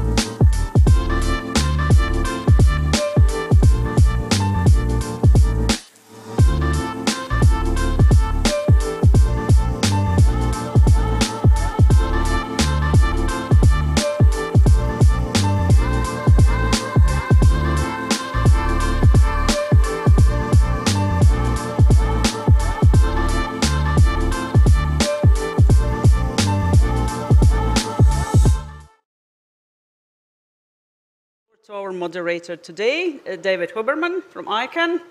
So David. Sure. Thank you, Katrina. Good afternoon, everybody. I hope you had an enjoyable lunch like I did. So we have a wonderful panel here today, and we are going to be talking about DNS security in the Baltics. You heard what I said this morning about DNS being a building block of how this entire internet is built. But I think everybody in this room is well aware of the fact that DNS is often used as a launching point for attacks. It's vulnerabilities in the DNS, it's leveraging differences in how infrastructure is built that attackers are able to use to create the chaos that they create. And then on top of all that, which happens every day, now we also have a war next door that is impacting our neighbors and may be impacting us. So, for the purposes of this panel, we have these 4 experts who are going to talk to us a little bit about how we can improve DNS security here in the Baltics, talk about some of the things that we're experiencing today, and if we can, hopefully we can get a little bit about how we can improve the security posture of the DNS in the future. We have 4 people who I would love to introduce, and instead, I'm going to have them introduce themselves. Tomas. Hi, everyone. I'm Tomas Samanaitis from .LT registry. I'm technical manager, and I'm mostly responsible for running day-to-day business of technical infrastructure of .LT. Great. Thank you, Tomas. Timo? Hello. I'm Timo Võhmar from Estonia, .EE I am head of development there. I don't dare to call myself like security expert, but I try to keep up with honorable guests here. Great. Patrick? Patrick Feldstrom, head of security at NetNode, also a member of Security and Stability Advisory Committee in ICANN. And I don't do as much operations as these gentlemen to the left, maybe a little bit more security issues. I think that's it. Hello, I'm Ivo Tuts. Regardless that I'm in suit today, I'm also running technical operations for the .LV domain. So, yeah. All right. So, Ivo, I'd like to start with you, if we can, please. Thank you. Yeah. You and I were talking earlier. Can you explain a little bit to everybody how the onset of the war changed how you think about securing your DNS operations? Yeah, so I think you mentioned these building blocks, and we are starting to focus how we can strengthen these building blocks. Do we need more of them? So do we need reliable partners who can also help us to supply those building blocks? Yeah, and also we have to assess the threats coming in. We see Russia's war in Ukraine, and we also saw that in the previous presentation. So, for example, we have a joint project with CERT, where we are filtering domain names based on malware. So it's been for several years for now. And the new trend is that we also are filtering on the content. Some institutions are deciding whether the content is unacceptable in this country, and based on that, we are putting that domain in the list. Previously, as a registry, we wouldn't be happy to block any domain at all. You know, it's our bread. But in this light of war, it's so that we are. This is a tool for us to protect our citizens here, and so we are looking at the resources which are not somehow harming our people. And I thought also what else could be done in this to improve the blocking. And I thought, okay, there is some other resources, like even there will be maybe outrageous proposal, for example, to block full TLD. And I'm talking about Soviet Union TLD, which is .su. So it basically doesn't exist anymore, and it reminds for me like 50 years of occupation of the country, and I think it's shared between the Baltic states, And so I'm thinking whether there is a technical solution. We could block it locally for us, but maybe it's outdated. It's like a relic already, and maybe I know that this TLD is also continuing registrations, and we've been seeing a lot of also malware spread in that TLD, also disinformation, also I would call it like Soviet Union version 2. Yeah, and so if they continue registering those domain names, it's an ongoing thing, maybe in hopes to repeat a history which we wouldn't like to happen. So yeah, that just maybe very specific idea, but that's what I shared to you. Timo or Tomas, how has the war affected the DNS operations that you're responsible for? I can't say that it has changed much, but it has had some effects. Security-wise, we almost didn't see any attacks on our infrastructure before. Now we see some. Okay. But I guess a lot of thanks to the Anycast DNS, it doesn't affect the end user so much. We do cooperate with Estonian different agencies, CERT, police, that actually monitor the contents or what is going on behind the registered domain names that we ourselves don't do. And we have strengthened this cooperation after the start of the war quite significantly. So I guess we have better overview today of what is going on and better grasp of things. But yeah, the effects haven't been, luckily, so big from our point of view at least. It's on. From our side, I think guys from Ukraine said that DNS is not an issue because it's already distributed. You are either using your own DNS clouds or you're using some other solution. So for us, that was the same. But what we have noticed right away that our replication of a registry system is only 100 kilometers away from each other. So in case of war, that's a minimal distance, you know. So the first thing we did, we actually brought a replica system far away from the country. So that was the main change. As far as DNS infrastructure goes, that was already more or less satisfying, so we just kept going as before. So, Patrick, you've been involved in the DNS for as long as the DNS has been around. Importantly, you look at things from a very broad perspective. You're able to see it systematically, especially with your work leading the Security and Stability Advisory Committee at ICANN. As you've looked over the last 10 to 15 years at DNS infrastructure, as more and more of it has gone into hosted clouds, and instead of everyone building their own private networks, what are some of the advantages, disadvantages? How is that evolving the security conversation when we think about cloud versus on-premises for a TLD, for root servers, and generally for DNS infrastructure?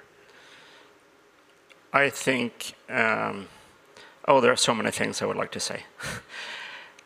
First of all, when thinking about security, I look at security as a traditional model that you have confidentiality, availability, and correctness. Okay, and I think for some reason, back and forth during the year, the last since I started, just before 1990 or something, we have gone back and forth. What is the most important part of these three things?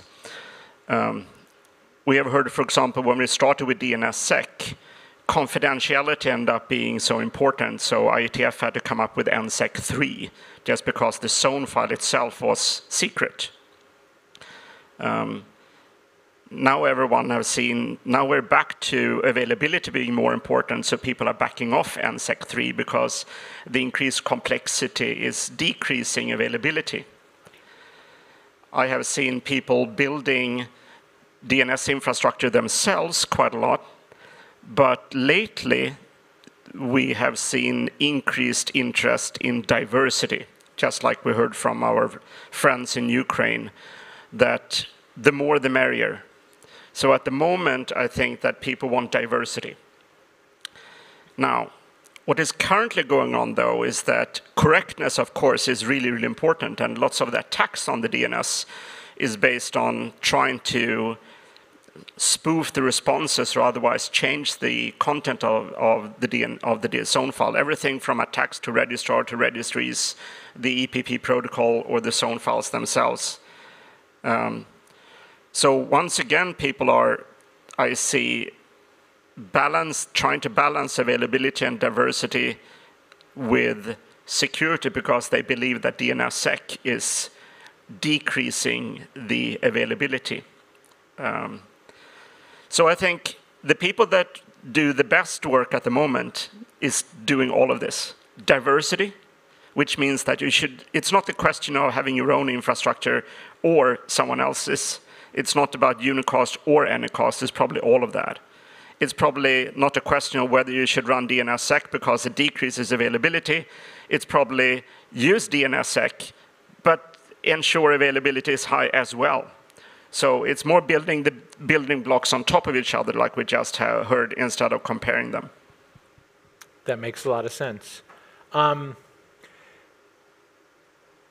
You talked about some of the people who are building DNS infrastructure today. And look, I'm looking on the stage, and it's 5 middle-aged people, and we've been doing this for a long time. But there are a lot of young people who are joining this industry, who are interested in cybersecurity, asking questions. And one of the things I wanted to ask all of you is, as people who are now in leadership roles, people who have been doing this for a while, what are some of the skill gaps you would like to see new engineers who are coming out of schools, new engineers who are joining your companies in their first and their second jobs? What are some of the skill gaps you'd like to see them fill? What are some of the things that students should be studying? What are the things that they should be thinking about? What are those skills that you're looking for as you hire new people to build tomorrow's DNS infrastructure? And that's open to anyone. It's an interesting question. If I look at myself, then it's the knowledge probably evolved together with the internet. So I start, when I first interacted with the internet, it was a non-graphical screen. Then I started to learn more about other possible protocols internet uses, and so internet somehow evolved together with me, if I would. So that's maybe interesting to say, but yeah, if you start now, then you already have those building blocks somehow ready, and they are so you have vast amount of things to learn. So, but maybe you find something that is what you like, and then you be more curious, and each day you discover new things, and then you dig deeper to understand how and why it works that way, and so it takes a little bit of history, probably, of the internet to discover things, and also internals of how the systems are built. But yeah. Great. Anybody else want to answer that? Patrick. Oh yes, first of all, regarding DNS and other operations at NetNode, I think all people that actually do really good job are below 30. We have been really successful at hiring young people, and let me tell you, they rock. So, number one, hire young people. They are really, really hungry. But what is important when you hire someone, it goes back to a little bit what you just said. When we started building and working with the internet, we had to do everything. When you have these new people that come in now, each topic area they're working on, DNS or routing or addressing or NTP or whatever it is, it's really much, much more an or question. So I think it's important that when we hire people, we should not ask the person to have or even need to have full understanding of everything. Find someone that is hungry, that want to work with DNS or some kind of database structure, whatever you need, identifiers or something, and let them just dive into that topic. Don't disqualify people because they don't understand routing when they want to work with DNS. I think also a very important thing is when you find someone who is hungry, you have to actually feed them. Give as much information as possible. If it is already digested, you have worked with that for 10 or 20 years, you can give your best practices right away, and that person might climb the ladder very quickly. When I look at people we hire, you kind of have to teach them everything. Because DNS itself, it's so different from what people usually use in other IT companies mostly. So it's very, let's say, thin knowledge. So you have to teach them basics of DNS, public key infrastructure, all these blocks. But I do agree with Patrick that I guess the one thing you should look from anyone you hire is the curiosity or hunger for knowledge, and young people are usually hungrier, so they are quick to learn. Yeah. I guess there are people today who come into the workplace for the first time who do know what DNS is and do know largely how it works, but that's certainly not a prerequisite. I was in broadcast engineering. Patrick was a mathematician. Our friend Liman was a cryptographer. I mean, there's just very different ways you can get to DNS, because DNS itself is just not a natural career path, I think, for most people, especially coming out of university. So that's about their knowledge, and that's about their hunger. But what about your knowledge? I'm 50 years old. And one of the things that I'm coming to terms with is that my knowledge about the state of the art of technology continues to decrease. I know less and less than I used to know, and that's because I have different responsibilities. I have a family who I have to take care of. There's other things in life that I have to do other than just spend all my time sitting on my computer reading the newest paper, reading the newest attack. What are you doing? Tomas, I'll start with you. What are some of the things that you do to keep your knowledge current? Well, first of all, you have, I think, to delegate your day-to-day as much as possible. And then if you have a little bit time, just read RFC 1035 is not enough. You have to read a new stuff. You have to, I don't know, participate into CTF. Even if that's not your horse, you can still try and learn new stuff every day. Timo, I know it's a loaded question, but so I stopped pretending I know anything years ago already. So now I just try to learn how to trust other people more and find their strengths and rely on that as much as I can, because I don't know anything. Yeah. I have always tried to continue to run my own servers, my own routers, my own DNS server, signing things and literally doing things on my own,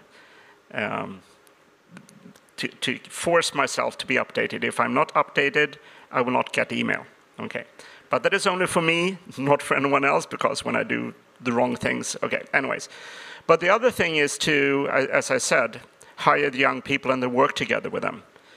Because if you take DNS that has existed forever, we who have been working with DNS have a certain way of doing things. And I think that you need to have new people that come out with new thoughts. And what you should do is try to work together with the young people and the ones that are from different generations, because and you can only tell them, no, you don't have to drive into that tree because they've already been there. But otherwise, you let them come up with the crazy ideas, and you try the crazy ideas. Don't say no. That's by far the best way of getting up to date. And then, of course, go to events like this and talk to people. Thank you, Katrina, for the invitation. So yeah, I have noticed that the time on my hands have been extremely valuable. So it's becoming less and less somehow. So probably I organize my day wrongly.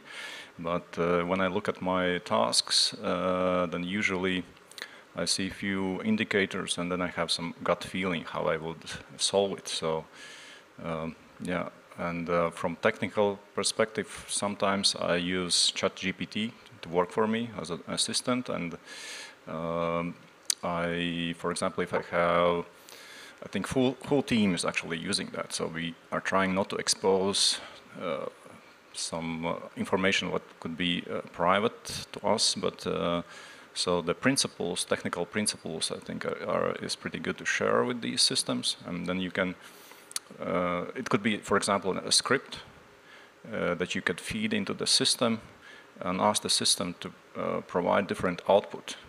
This would require you, the output would be provided to you in a seconds. So you get the result quicker. But on the other hand, I didn't have this practice of programming things. But this is another tool that comes into IT life that I think in the future we will be continue using more and more. So there will be this will be a requirement, I guess, in the future, so that if you want to be competitive, you will need to be able to work with these tools, to query them, and get results faster. Because we don't have much time. We need to patch everything. We need to maintain systems. We need to provide services and so on, secure. So many tasks during a day, and we need to do that efficiently and quickly. While we were talking, there were people using menti.com. There's the code up there. One of the questions came in about something you said earlier, Patrick, when we were talking about DNSSEC. And the question is a TLD more secure when its zone file is public, or should it be kept secret from the public? My view is that it's more secure if the zone file is public. And the reason for that, of course, it depends on what you mean by more secure. Okay. The reason for for being more secure, from my perspective, is that one, you might have more eyes looking at the zone file, doing an audit and detecting when there are issues with it, which means that not only maybe if you're nervous that your enemies might look at the zone file and see when there are changes and whatever, also your friends are looking at that. So you might be able to get help when you have a problem. The other thing is that it might be the case that you have big providers of resolvers that you might not have a contract with that want to preload their servers with the zone file. And by doing that, they can respond directly with contents from your zone file without querying your name servers, which means that even though all your authoritative name servers go away, it still might be the case that the large resolvers, for example, mobile operators and stuff, might still be able to respond with data from the zone file, even though, of course, it might be some delay in the publishing sequence.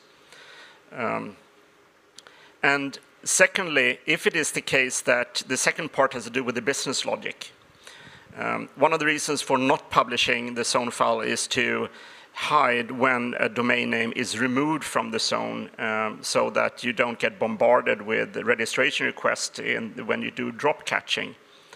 That is something that I think people should resolve business-wise and policy-wise. For example, we heard about auctions this morning. We have other different kind of random drop catching processes happening.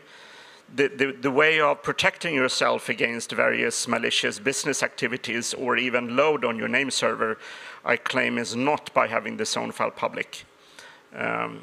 In the Swedish community, now we have people from the Swedish registry here, and I don't speak behalf of them, but I feel that as one of the individuals that try to make Sweden more robust and stable, I think we have gained security overall in the DNS infrastructure over time when .se has over time made more and more data public, including now also their zone file.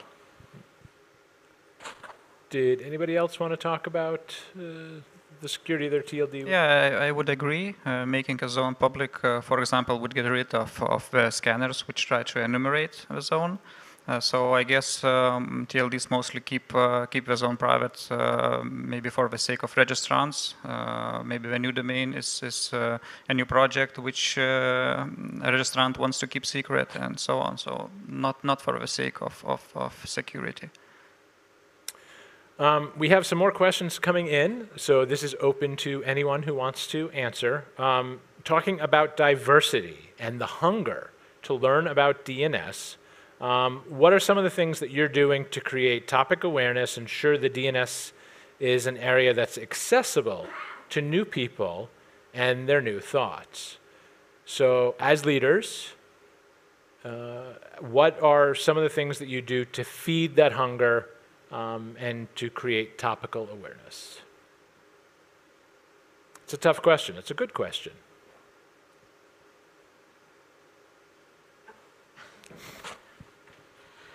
It's a little bit problematic because I think the value of DNS that originally was just to create an abstraction layer on top of IP addresses. Then it grew into the value of the domain name itself because domain names turned into identifiers.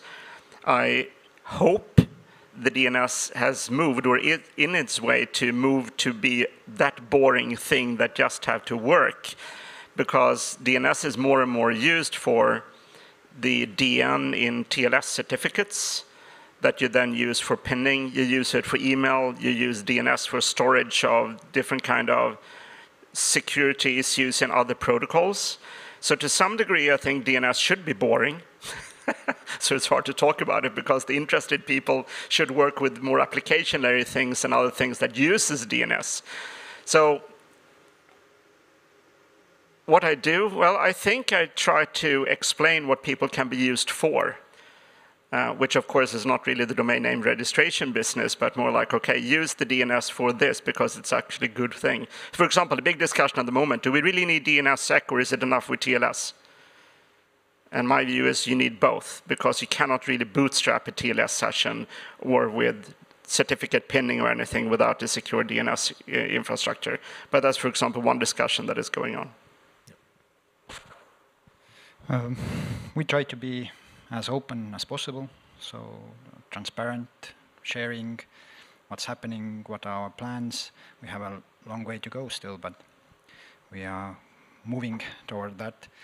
So also, we have done now, I guess, for a number of years already, these DNS topic trainings with cooperation with ICANN, and invited anyone, students, people from telcos to participate.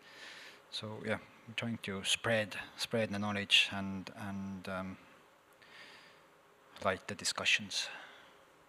One of the things that I see is an increase of interest in DNS from places that in the past probably couldn't spell DNS, and especially at governments.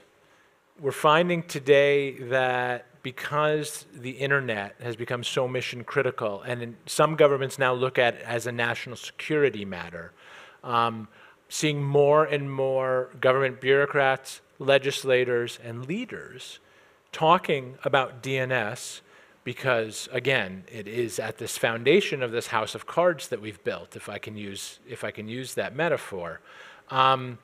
When in running your registries, Patrick, in looking at it more systematically, what do you see as the role of governments, and what do you see as the role of civil society who are interested in helping to secure the DNS? What do you see as an appropriate role, or what do you see helpful things that governments and civil society are doing to raise awareness of the need for better security in the DNS and to actively contribute to that, whether it's through legislation, whether it's through the promotion of best practices. What is it you're seeing in your day-to-day, your month-to-month, your year-to-year that's different today than it was 10 years ago when people couldn't, again, didn't know about the DNS? Well, I guess what we are seeing is much more regulation. Yeah. What 20 years ago, government actually didn't care much how the system is being run. Well, that goes for the whole internet, I guess.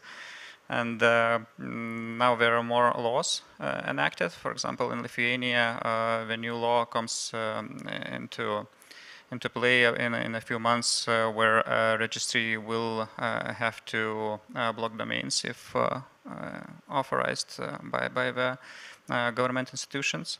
So we see mostly that, and also DNS itself is seen as a simple tool for content filtering, where you can either order ISPs to block lists of domains, be it malware, illegal gambling, or anything, and that is what we see mostly. Yeah. Ivo? I think maybe sometimes the requests for compliance is too overwhelming. So there is sometimes too much and too excessive regulation requests, and we as a registry, it takes time to implement, and we also have to keep work on ongoing things. I know that we might need to identify registrants soon, so lots of unseen things ahead, and the help from governments, maybe that's a joint effort, and that starts probably from us, and also a collaboration with CERTs, because if we are talking about security, it goes into the security protocols we are using, and somehow it's difficult to implement, but probably by some regulation in a more technical field is required more than some other thing. And so if government would accept these technical changes to adopt us quicker, then would be a greater benefit for all. So, Patrick? I think local collaboration between CERT, local CERT.LV registry, and government is the absolutely most important thing, because countries are different. You operate the TLD differently. You have various policies in the country for what is critical infrastructure, what are critical services is different. We see that at the moment with the NATO expansion and the discussion regarding the war in Ukraine, that on national level there are various discussions, but harmonization going on the difference between and separation between cybersecurity and cyber defense. There are in many countries legislation that actually give different agencies responsible for cyber defense compared to cyber security. And when the government ultimately is responsible to ensure, together with potentially the armed forces, that critical services in the country is up and running, those services are most certainly using domain names in one way or another. So it's really important that that collaboration for the really important services is happening with these entities as friends. They don't have to, maybe not legislation, just holding hands and be around the campfire and talk. And don't copy too much from one country to another one, because countries work differently.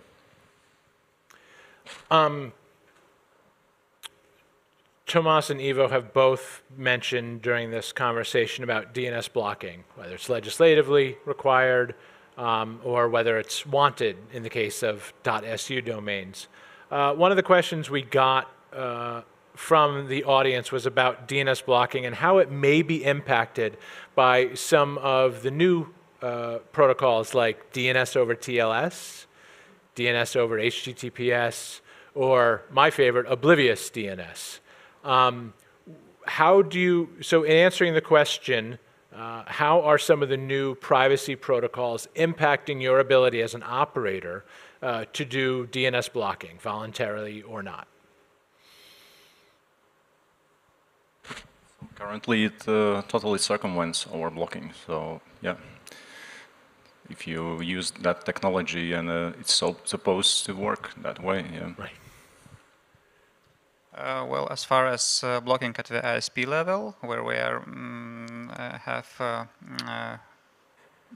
have to block domain on their recursive servers, I think that government at least currently thinks that it's okay that most users are protected and have that domain name blocked, and the few that configure TLS, DNS over TLS or so are not that important. But we see the move to actually block the domains at the registry level where that wouldn't matter. Yep. One of the questions about is for the three of you operating registries. It says that DNS is geopolitical agnostic. And what are you working on as our Baltic registries? How are you collaborating to ensure regional and possible global DNS security leadership?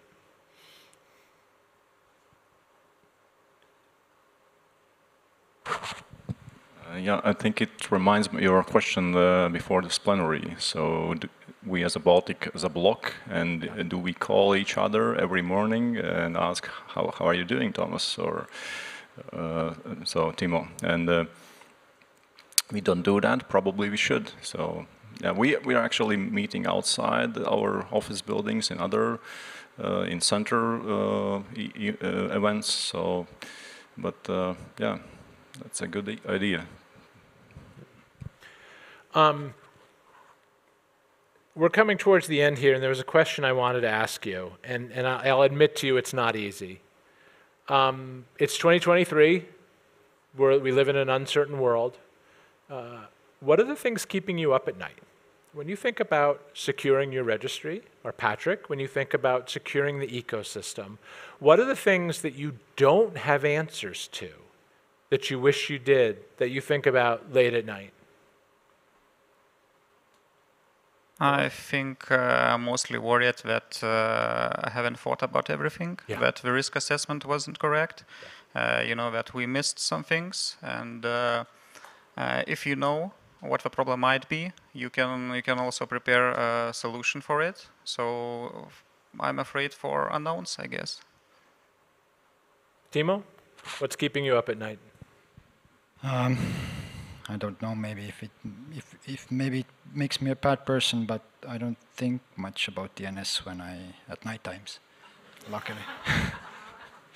But that doesn't mean that I sleep very calmly, because as you told me, I'm middle-aged now, so it's a age thing, I guess, that keeps me up. Ivo? Yeah, I kind of agree that there were things we were not thinking about before, and I think Ukraine is also which kind of opened our eyes on some things, and we were learning on their example, because when we were even helping a little bit with some information, some information was incoming on their experience, and one example, for example, is the data. So in previous presentation, I said that it was critical to rescue the data, people, and so we started to think, what if we store the data now somewhere, so outside the country, safely encrypted, so that we, in case of emergency, we don't have to think about that. And so we have new tasks, new policies, how we operate, and and maybe what keeps me up in the evenings when I think about that. So what are other things we didn't thought about yet? So Patrick, from your perspective, looking at it more from a broader perspective, systemically, I don't want to necessarily know what keeps you up at night, because that would scare me, but what are the things that we don't have answers to that you wish we did? What are some of the things you'd like to see in the future that we can future-proof the DNS as an ecosystem? I think we still have all of these various security issues like signed domain names, validation of signed domain names, TLS certificates, some kind of routing security, whatever. I think each one of them is still a too low percentage regarding deployment. And that is something that we have to do together, and that actually keeps me up a little bit at night. At the moment, I'm a little bit more nervous about routing than DNS-related issues, specifically in this part of the world, because we are actually doing pretty good on the DNS side, knock on wood. So specifically, you're more worried about routing. What's an example of something that's worrying you right now? Well, for example, you see a combination. If you look at the eastern part of Ukraine, if you look at what happened 2014 when Crimea was overtaken, if we look at the routing and how route announcements were done in BGP, we could actually have detected that someone's going on several months before it actually happened. And there are several academic studies at the moment that looks at how rerouting of IP packets that are sourced on Crimea, how that over time is moved from Ukrainian ISPs to Russian ISPs is kind of interesting. We also see in Ukraine itself, when Russia invaded Ukraine in the full-scale invasion, you see various nasty things happening with routing. So that is part of the antagonist terrorist state trying to take over traffic. And that, of course, something that we together have been trying to address from Swedish perspective to help Ukraine mitigating that kind of issue. But if you mix an antagonist with physical attacks on the network that creates routing issues and route flaps, together with various mistakes on how routing is set up, that might create situations at the moment that I'm a little bit nervous that we don't really know how to detect and how to mitigate. So this is why routing, to me, makes me a little bit nervous. But what makes me nervous is more that I think that all of us in this room, the reason why we're here is that we have woken up. All of us probably have a really long list of things that we would like to do. And I'm always nervous that if I'm now working at NetNode with 3 things, I'm always nervous that antagonist uses number 4, which means that we're not. So it's that balance between working in a normal pace, but by doing that, there are certain things I will not be done with until next November. Staying in the DNS realm, though, for just a second, you helped author a paper on the Internet of Things and the DNS. And I think that was ISACA 105. There was a time a few years back where we spent a lot of time and a lot of effort thinking about a world with 50 billion new devices and how that might impact the security of the DNS. It's 2023, and I haven't quite seen that realized yet in terms of IoT's potential. But how do you feel about IoT and DNS today? To some degree, I think the DNS, it's secure enough for IoT. The attacks on IoT is more the HTTP layer, which is very, very weak, okay. Which means that you're attacking on the application layer. Yep. Okay, here. There was a TV ad for ASICs many years ago. Okay, and you had 2 persons working out in the jungle, and the 2 persons see a lion. One of them opens the bag, take up some running shoes, and the other person tells the one that ties on the running shoes, but do you really think that you can outrun the lion just because you have running shoes? And the answer is no, but I will run faster than you. So what I'm a little bit nervous about is that we are now in the new situation with the war and different kind of attacks, that we have problems understanding to what level should we polish one system and forgetting other things, when in reality we need to keep all security things we have in balance. And we need to do a proper calculation so that we understand where the weak link is. Too many people, I think, talk about, oh, a chain might have a weak link. my view is that the important thing when you build a reliable system like DNS is that you must know which one of the links of the chain is the weakest. And then you keep your eye on that one, and you have a plan for what to do when it breaks. If you don't know what is the weakest link in your system, that is when you are in trouble. And if you don't know what is the weakest link of chain, that should make you nervous and not sleep at night. Not that you have a weak link, because everyone has one. So you just need to sort of understand what the context is that you operate in, and that will make things much better. Okay, so that's some very practical advice from our friend Patrick. It is now 2:15. We've reached the end of the panel. I would like to thank Ivo, Patrick, Timo, and Tomas. Thank you very much for spending your time with us.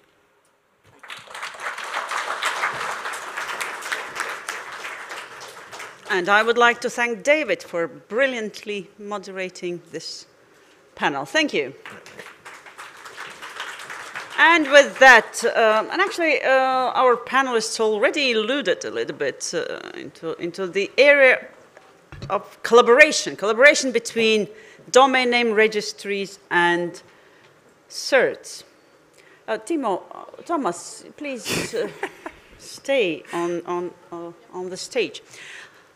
When we were thinking about this panel, about this discussion, how to ensure that domain industry can collaborate with CERTs, I was thinking about who could be the best moderator. And naturally, Barbara, who is the head of .si, country code top-level domain of Slovenia, and the chair of Center. We've already mentioned Center several times today.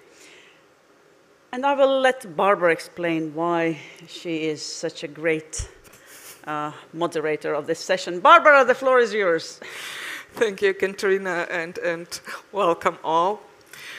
I know Katrina would like me to tell you some secrets about why am I the right person to chair this panel. I'll do that a little bit later. I don't want you to start laughing right away. Let's keep it at some level. If you've been paying attention very carefully to the previous debate, Patrick said explicitly that he believes that one of the most important things to improve DNS security is cooperation of national CERTs, CCTLDs, and governments on the local level. And so now we will go deep down in this subject. So we will talk about the benefits or maybe some downsides of the cooperation between CCTLDs and the whole community, DNS ecosystem, and national CERTs. So why? As you know, CCTLD registries have been providing a very reliable, stable, and secure service for their respective local communities since many, many years. Remember, 30. Congratulations. We have always been aware of our responsibility and importance of doing that. So we made sure that over these many, many years that the websites, the emails, and so the other stuff under our CCTLDs kept alive and up and running. So we are the good guys, I suppose. But there are another group of good guys, CERTs. Their mission has since ever been building the trust in internet, educate, inform, try to find the bad guys on the internet and mitigate the damage if something, goes terribly wrong. And then over the last years, the DNS ecosystem, but actually the whole internet, has changed and been deeply impacted by the security threats, and that somehow impacted also the trust in the internet. And of course, it's in the interest of all of us to rebuild that trust, because our daily life actually more or less completely depend on the on internet services. So taking into account all of that, it's more than natural the question why wouldn't we cooperate more, CERTs and national registries. Before we start, I would like to introduce our distinguished panelists. Daiva works at the National Cybersecurity Center under the Ministry of National Defense of Lithuania, but I know her from her previous life. She has worked in DNS industry for more than 30 years as the manager of .LT. So we have an expert amongst us who knows actually both sides. Dana serves as a digital project manager at .LV registry, and she's very, very active also in the marketing working group. She's a co-chair of the marketing working group within Center. She collaborates and provides new ideas also on the marketing strategies and initiatives, but with a keen eye on the security, on domain name security. And we have our two panelists who introduced themselves already before. So Timo, he's the head of development with .ee. And he said in his presentation that he's got a lot of revolutionary and disruptive ideas. We'll hear about them. And Thomas, working in the DNS industry since 2007, currently a chief technical officer with .LV. .LT, sorry. So welcome all, and well, I will warm up you, the panelists, to start with something optimistic and very nice, because there already are some very successful projects running. Well, there is a lot of cooperation and collaboration between CERTs in this region, and I would kindly ask you to present some successful projects and their results. So maybe we start with Thomas. Well, I think collaboration of .LT with national security of Lithuania is actually very fruitful, and we have pretty recently, about a year ago, started a DNS firewall service. That's basically a DNS recursive service for Lithuanians.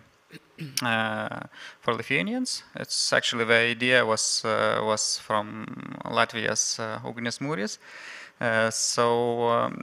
In this project, .LT registry provides a technical expertise on actually running the DNS infrastructure and managing day-to-day technical stuff. And CERT provides the malware block lists, updates. Great. I think that we often make a very invisible we play a very invisible role, but I think that's okay. If it becomes very visible, it would be probably in occasions where something would be terribly wrong. So it's good that people don't know about DNS so much. Daiva, would you like to add something to this project? How did CERT cooperate and saw that cooperation? Yeah, this project was an idea of the National Cybersecurity Center, just to have this infrastructure, following the example of Latvian friends. And at the first it was not easy because no one wanted to use some structure which is blocking something. Then why I should use it? There are a lot of questions. And little by little, we saw the progress on it because the government somehow decided that operators who have providing internet access to people mandatory need to use a block list, which are responsibility of CERT, national CERT. And so it happens that the service is now successful because we see the results that around 90% of registrars are using this block list, and they save some people money. If we talk about the sector of financial sector, which is now, we hear a lot that it's a problems with the sector. It's not only financial, of course. So yes, so it's quite successful project, one of projects, and it's nice that we have these results. That's great to hear. I wanted just to ask another question. Do also some national law enforcement agencies use this service if they are entitled to send requests for some blocking? It's another project which is ongoing. We, as National CERT and National Security Center, will be responsible from the platform, which will be available next year, and will be the main point of information where all parties which are participating in this project can get the information on all these block lists. It won't be like now that every law enforcement company sending the mandatory instructions to the registry, to the registrars, but it will be one point in this platform, so we eliminate a lot of other steps. So we hope it will be successful too. That sounds perfect, and maybe we'll, as a Slovenian registry, maybe we'll come to some instructions. Yes. Thanks a lot. Dana, maybe you can also share some collaboration projects with CERT. Yes, well, we as a .LV registry are very actively collaborating already for a while with our local CERT. I think this event here is a very great example of that. So as Patrick said, Ministry of Defense, the registry, and CERT, it's a match made in heaven, so we can see that here as well. So the one area we do collaborate is basically on raising awareness of cybersecurity amongst governmental institutions, organizations, individuals in general. So that is done via events like this that we co-organize, via events that we go together and educate that are organized by other individuals. So it's simple as CERT is invited to talk about cybersecurity in an event. They see that it would be suitable for us to attend as well, so they just say, Dana, come with us. They say, okay, let's do that. And we give them information all related regarding DNS, because as already Thomas noticed out, we are kind of unnoticed, underrated.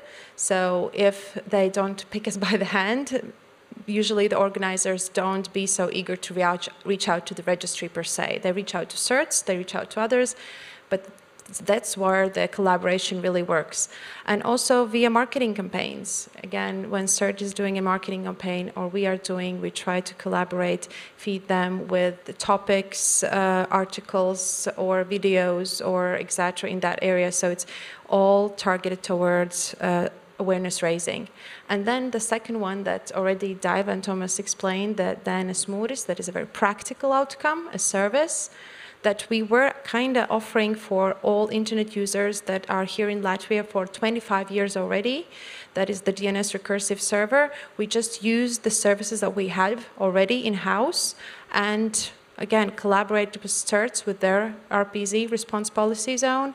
And now, again, I think it's a very useful tool for everyone to use in their, and it's free of charge. You can use it in your phones and on your computers and everywhere. So it's not just the RPZ, it's also DNSSEC validation. We again try to, during this collaboration, imply, please use DNSSEC. This server also validates if the website is signed or not signed. DNS data encryption, doc and dot, it's also again in this DNS recursive server. So we kind of try to make like this beautiful flower bouquet of cool stuff, and hopefully all together we can sell it and influence our audience to use that and use the benefits of a secure DNS. Yes. I'm sure that also your knowledge of marketing helps here to prepare a perfect bouquet, because you know if it stays only usable for advanced users, then it doesn't reach the normal people. Timo, have you some great project to share with us? Well, Estonian CERT is one of our dearest partners, I would even say, right after registrars, of course. And we are in very active cooperation with them since, I guess, they were formed many years ago. There are so many specific projects that to bring up. We have done some DNSSEC topic marketing with our information authority some years ago, but we are providing them with all kinds of access, unrestricted who is access, for example, to the registry, so they can easily monitor what is going on, who is behind any kind of registration. We have provided them API for reporting invalid contact data that we are acting upon. Basically, all these reports result in force delete process being started. We have direct chat open with them, plus group chats with that includes, I guess, if not all Estonian critical and important infrastructure service providers. So sharing information is basically daily, constantly going on. And we have listed CERT as officially as our actionable source of legitimate input. So any kind of suggestions or reports that come in from CERT, we usually act upon. So we can say that in this region, cooperation between CERTs and registries, well, it works. We are aware that, or you are aware that this is a valuable cooperation, and it can only bring something good to both of you and also to the community. But a couple of years ago, CCERT Network initiated a survey amongst their members, so national CERTs, about how many of them have regular cooperation between with national registries, and actually the results were pretty much disappointing. Maybe this has changed, but it has shown that registries and CERTs that are well, a part of the same organization. This is not so rare well, we know that this is true in Latvia. This is true also with us, with Switzerland, with quite some. So here, when we grew up together, the cooperation is very natural. But at some countries, actually, it's not that they don't want to cooperate. They just don't, well, know each other. And maybe it would be time to meet national CERTs and national registries first, maybe inside center, to initiate some kind of project so that we can find our national partners. It's often like this, that we, via EU or via international fora, you find your own contact in your own country. And now it's probably time to share the way how Slovenian registry cooperates. We are also a part of the same organization. We do most of the stuff that was already described. We have very good relationship, and Katrina was talking about this relationship. I got married to the national CERT manager, so we are really very well connected. Yeah, yeah. So we were talking about cooperation and about the benefits. Can you see, or have you, well, have you got to some obstacles or downsides when cooperating with CERTs? I mean, I don't know, different mission, different goals of CERTs and registries, different authorities supervising and so on. Maybe just to bring also that on the table. Is there someone who can think about some? Dana is nodding. Yes. Sometimes, as you say, the priorities are a bit different, but it depends on the time and the resources that they have. Sometimes the priority, we totally understand that it's the way we should be. We don't have neither the time, neither the resources to dedicate it. So it's not now, but maybe afterwards, because we have our own fires to take care of here. And maybe this is not the place here in our example in Latvia, but if it's with other institutions, not CERTs, because we are under one roof, so it's a very huge bonus for us. But if it's with other organizations, I'd say it's a very huge bureaucracy that sometimes is like stopping collaborations on its key, because it's too much to take care of. And if it would be easier, I think that from bureaucracy's perspective, then I think that would be also a huge benefit in collaboration there. And sometimes you have to be careful not to overshare some sensitive information in the process as well, because people change and they may change their jobs as well, so you never know how that implies there. So I think these are the only ones that I can come into mind, because really there's no like huge cons in good collaboration.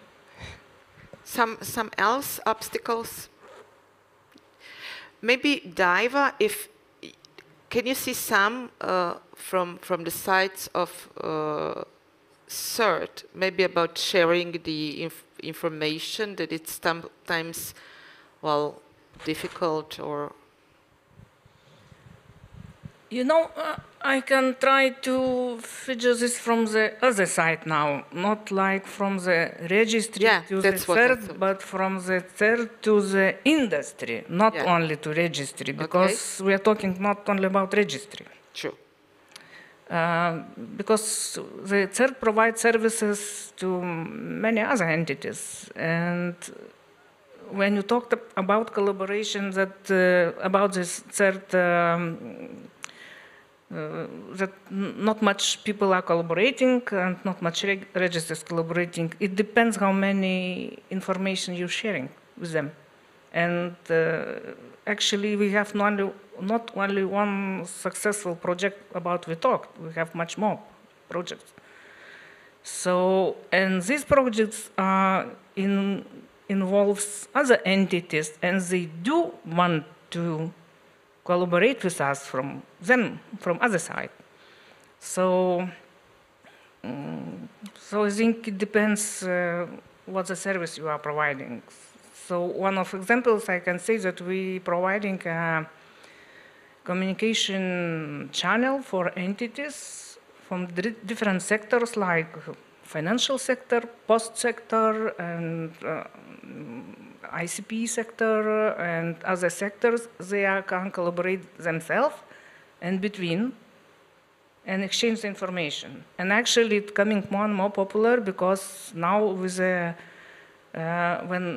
we getting more and more attacks, and we need to solve the problems. It's much easier to get information in the channel when people discussing. So if to look into the side from the CERTs to the industry, I think now it's getting more and more cooperative. That's a very good news, and maybe I would like to emphasize that our CERT runs a very successful awareness-raising program, also every year focused on another group, and they actually got with this a lot of visibility, and I think that also really raised the awareness of local internet community with that. So this is also one of the important roles of CERTs, and if registry can share their, their awareness campaigns, it's also, we spread the news. So no obstacles from your sides, or Timo found some? No, I didn't. Just, I guess it's the long cooperation that we have kind of straightened out the quirks, because I remember we did have some, I guess, misunderstanding or differences of expectations years and years ago. But today we know what to expect from each other. We have communicated, I guess, enough, and I guess at least twice a year there is an event where CERT and most of the critical infrastructure service providers come together, and in this informal environment just speak and share and kind of, what's the word, become closer friends. So that helps, that always helps. Sauna with Bear.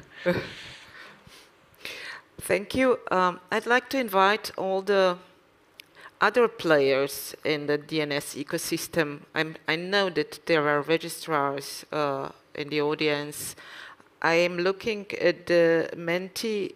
I see no questions from the audience. Maybe I missed them, I hope not. But please, share with us what you would like to see. What kind of cooperation do you think it's needed? In which field, and how to maybe what is the role of the registries here to facilitate, to help to get in contact. I don't know, but please do cooperate to make it more interesting.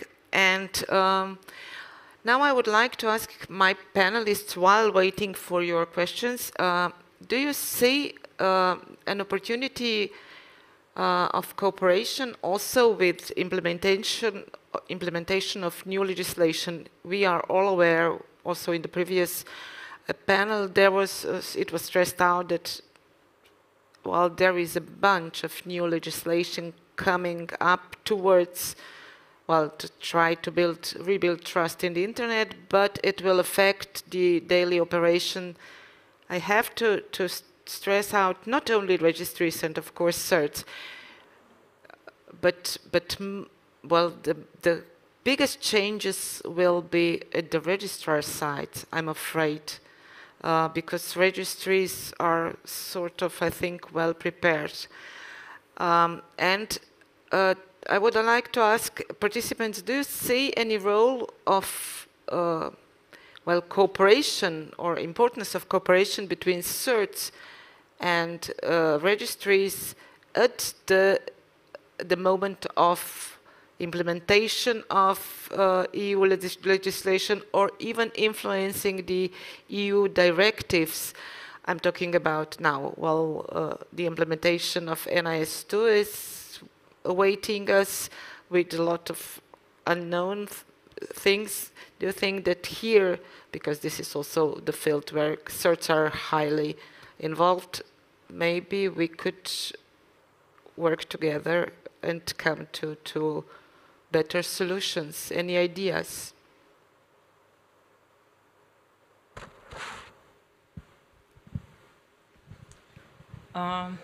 The aim of the NIS2 directive is to improve high level of cybersecurity and resiliency for within the organization. And as we all know that the scope of this directive will be much, much wider than it is now.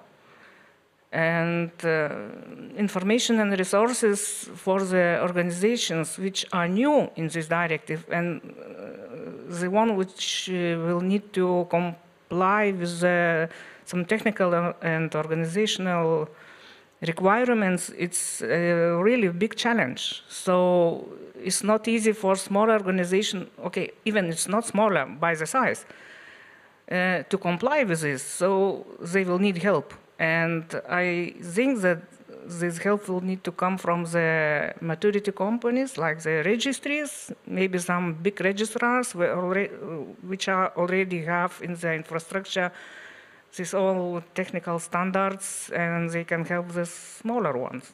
So you can do it only in communication and cooperation. I agree. Yes, I agree with Daiva that I think this discussion is important in the ways that this is an example also for the registrars. If it is in NIS2 directive to raise the awareness of cybersecurity in general, it's much easier and less expensive to do it together with your friends, because we are a small registry, small country, and this is as much as we can do. Also, registrars, they may not be as big and may not have as huge manpower, but in collaborational efforts, that is how we can do that as well. And all the legal initiatives that are coming forward in order to make the DNS much safer, I think it's crucial for us to be in contact, and that's how we can, via fruitful conversations, generate good legislation and not laws that cannot be implemented, or it's impossible to do it in a way that it's written. So, so we do have, for example, due to this close collaboration with CERTs, we had an example a few weeks ago, I guess, where someone registered a domain name CERT.LV, but with an R that was like in a diacritical mark. So because we do have this close collaboration, we could reach out to them and inform them about them so they could keep an eye on these domain names.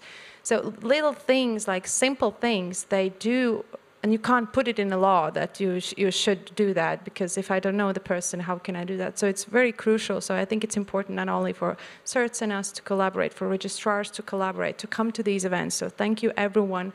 Registrars, I know a lot from Estonia and Lithuania have flew here or driven here, so thank you for that. And build these communities, meet each other, see each other, and have each other's phone number just in case, because you never know what will happen.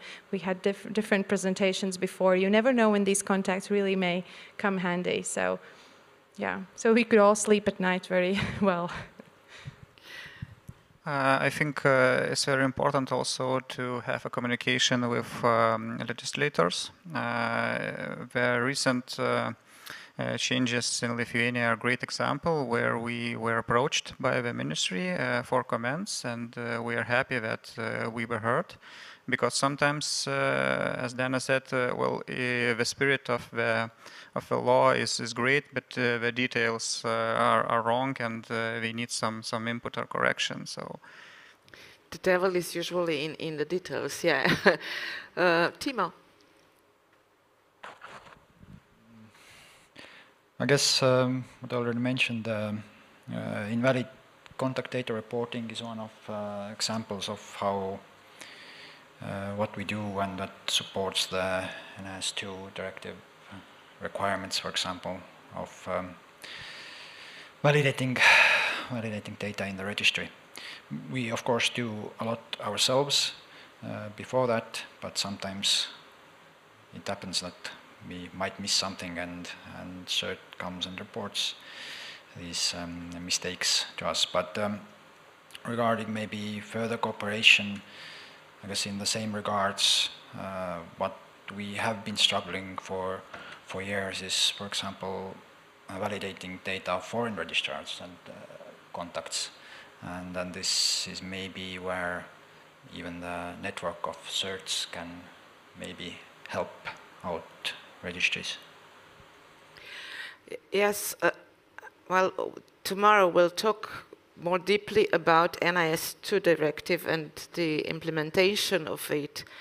But maybe here is also a place for cooperation, because as you know, registries are, well, we are gathered in center, and we try to somehow make an impact on the well, first directives and then implementation. And with NIS2 directive, there are so many unknowns that they, even on the level of EU, established the NIS2 implementation coordination group. So they really don't know how to implement some of the articles, and they would like to do it, well, as unified, have as unified approach on the national levels as possible. And here I can see the possibility that if, because also CERT coordinates their network, and they come to an agreement on some implementation, and maybe if we manage to get some common statement about the articles that we are all concerned about, the validation, the verification, the reports and security measures. So maybe here is an option to collaborate, well, the whole networks of CCTLDs and networks of certs. Maybe we would get to better results together. So registrars don't ask questions, and audience also not. Does this mean that we are so boring? I hope not. There is still an option to catch any of us later. And for the last round, maybe, is there any other, do you see any other field of cooperation, or how to improve it, or is this the best forum to do it? So how to improve, and in which fields more cooperation between DNS operators and certs is needed, or where are the possibilities? If we talk about security, so one of options we see, and actually already started, is to participate in malware information sharing platform, which we collecting the information and use for the sectors, also for the internet service providers. They can put some information and to share with others. So I really invite people to use the system, which is, I know every CERT knows what it is, and actually it will be really helpful in cooperation between the entities. Great. Thank you. Some other ideas, or we already found all? No? I think if you ask how to better collaborate with certs, if you don't have this benefit of being under one roof, then you don't know in per se the CERT representatives, collaborate with someone else who collaborates with certs. Because from our example, a lot of new friendships and collaborations have been arised because we did collaborate with CERT. So we do collaborate with them efficiently. Everything works out, and then they invite someone else in the group, and then we collaborate with them as well. So it's like a friendship group. We'll be with friends with people who are friends with CERTs or other organizations you want to be friends with. So it's just like school, nothing changes. Just people get older. CERTs are popular. Some other fields that we could cooperate, or maybe to improve cooperation? I would just say that I support everything that Dana just said, that the people are the key of the cooperation of any kind. So all these meetings that we have in Estonia, these are very valuable, because it's very different to call someone or share ideas or even give a criticism to someone if you don't know who is behind the number. But if you know the person, you know what they are capable of or how they would maybe react to some things that you want to say to them, then it makes a whole lot of difference if you present it the correct way. I agree, especially with if in cybersecurity, the trust is extremely important. So, we trust certs. Of course, we do. They are trusted, but you need to trust also people, and that helps a lot. The real network of people. Something else? Well, I guess any event is useful for collaboration. For example, our Lithuanian National CERT organizes a Cyber Shield every year. That's a kind of a CTF for organizations. So that's a good place for collaboration, because after the Cyber Shield, there's always a sessions, discussions, what went wrong, what went good. So more of these events always would be great, yeah. For example, we also cooperate with CERT when we have these tabletop exercises, when we check our systems or our preparedness to act in the case of cyber attack or something, and we invite CERT representative to observe us, and it's always very valuable, because he's not from the organizations, and see where can some improvement be done or what we did wrong. But on the other side, there is trust, so we are very confident to share our plans with them, because their mission is more or less the same. So, thank you, my dear panelists. I think we are all on the same page, so the panel would be much more interesting if someone would claim that cooperation with CERT is not possible, but obviously it's not only possible, but also needed and essential. Thank you for your thoughts, for sharing your ideas, and a great project. And thank you, CERT.LV, for invitation. And I think now we can go for coffee.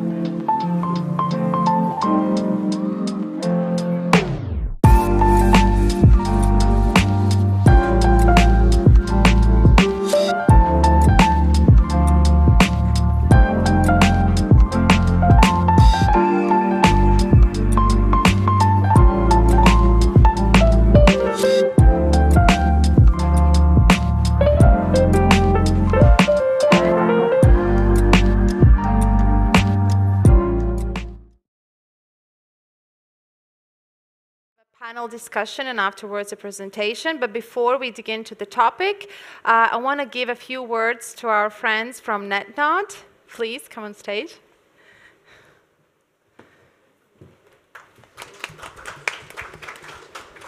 Hello. So, .LV. 30 years ago, my son was born. This year, he got married. In my opinion, he's a grown-up, but he's not that grown-up as I am. 30 years ago, I had a colleague who was here, Lars-Johan Lehmann, with servers to an institute in this town. He still works for us, responsible for the root name servers. Anyway, dear .LV, happy anniversary. Thank you very much. Thank you.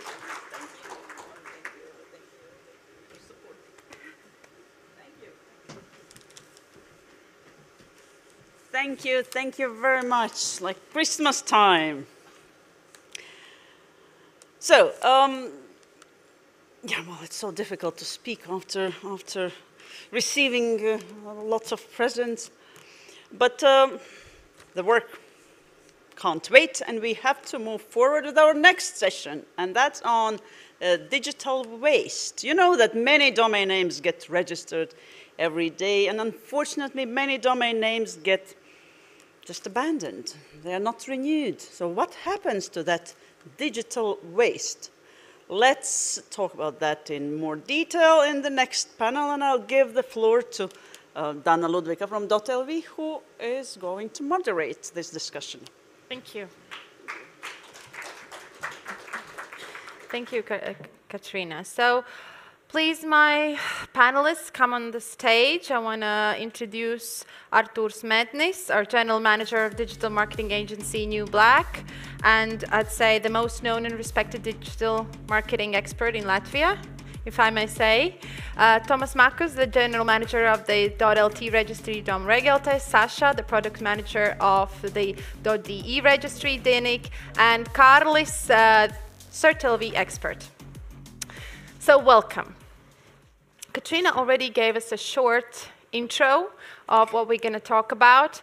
So truly, it's very, very common today for organizations to dismiss their old and used domain names once a project has ended, or once they decide to rename their company or rename their product.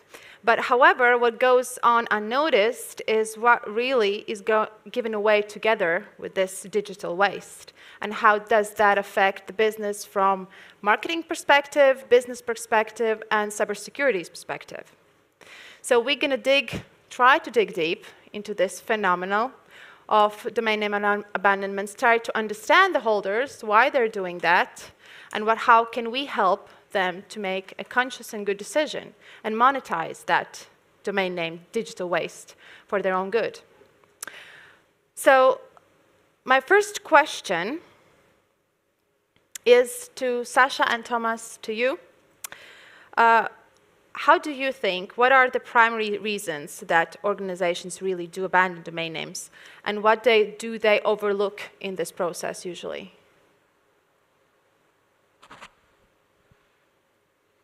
I think that maybe one of the main reasons is, as you already mentioned, that companies just changing their name, reorganizing and changing structure, so changing the products they are working with. So they're registering new domain names, and I think that's the main thing why they just stopping using old domain names. And the worst thing, as you said, they are not considering the consequences. What does it mean to abandon the old domain name? Mm-hmm. And I think there are many issues, like and for cyber issue, for security, the domain name can be used for maybe for the branding, for how to say. Bad things could happen to the image of a company. So there are different things. Sasha? Yes, I agree with Thomas, and I think another reason is that very often there is no reception that the domain name in itself is a value. Yes. Yeah. Very often domain names are cheap anyway, so they're discarded. And I think what a lot of registrants do not keep in mind is that probably there's still, for some domains, there will be some kind of traffic coming in. And even once a domain, when it is deleted and through the redemption period, very often it gets re-registered.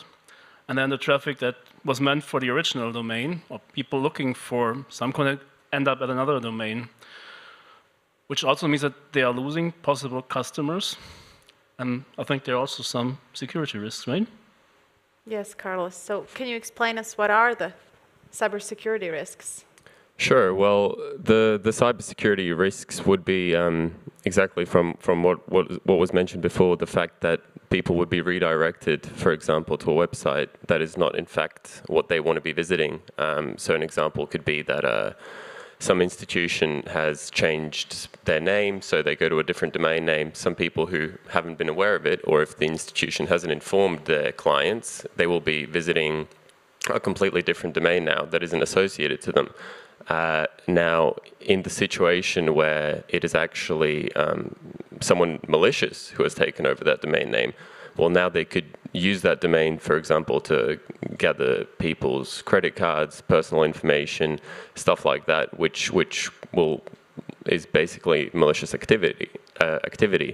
In the same way, the cybersecurity risks, for example, are that if a domain is not disposed of in a right manner, you know, for example, if associated emails aren't deactivated, then and if people have registered to like services like social media or banking or even public institutions with those emails, if they haven't informed the relevant institutions that they have changed their email now, then the person who has registered the domain now will start receiving all the information from those institutions. Mm-hmm. So we looked at some of the cybersecurity risks and business risks. So Arturs, the next question is to you. So what about the company's brand and reputation? And can you maybe add to what your colleague said here regarding also brand awareness and security? And maybe you have some examples to share as well. Yes, so thank you all for what you said. So it's absolutely true. It's also, we're speaking from the marketing perspective, because if you're just starting the company, so you are registering just one domain name, but if you are doing the marketing campaigns, maybe you can start, 10 landing pages per year, just each for different campaign, and then you just shutting it down, and maybe you just rid off, even the domain name after 12 months, so you didn't pay to extend for the next year and so on. So there are some potential risks, of course, cyber squatting, brand jacking, when somebody acts like you or pretends like you, and especially it's bad from the marketing perspective. I mean, when the company or any institution invested already hundreds of thousands or tens of thousands or just few thousands, whatever, of euros in a campaign for this, in marketing for this campaign, get traffic to the site, backlinks to the site, and etc. So, and then after, just 3 or 4 months, so you don't need it anyway, so you are shutting down the site. And nobody thinks about the domain names. They think just about the site or the campaign, but there's also something more. That's the domain name, right? And after 12 months, somebody else just take the name and get all the benefits, or maybe pretend like you, and then there is data breach when they maybe can start to collect the data. This is from security, right? Or maybe competitive advantage. So now, last year, somebody else built this campaign or this brand, and now we will rebrand it or we will launch again, but as another company, maybe even as competitors to the original company, right?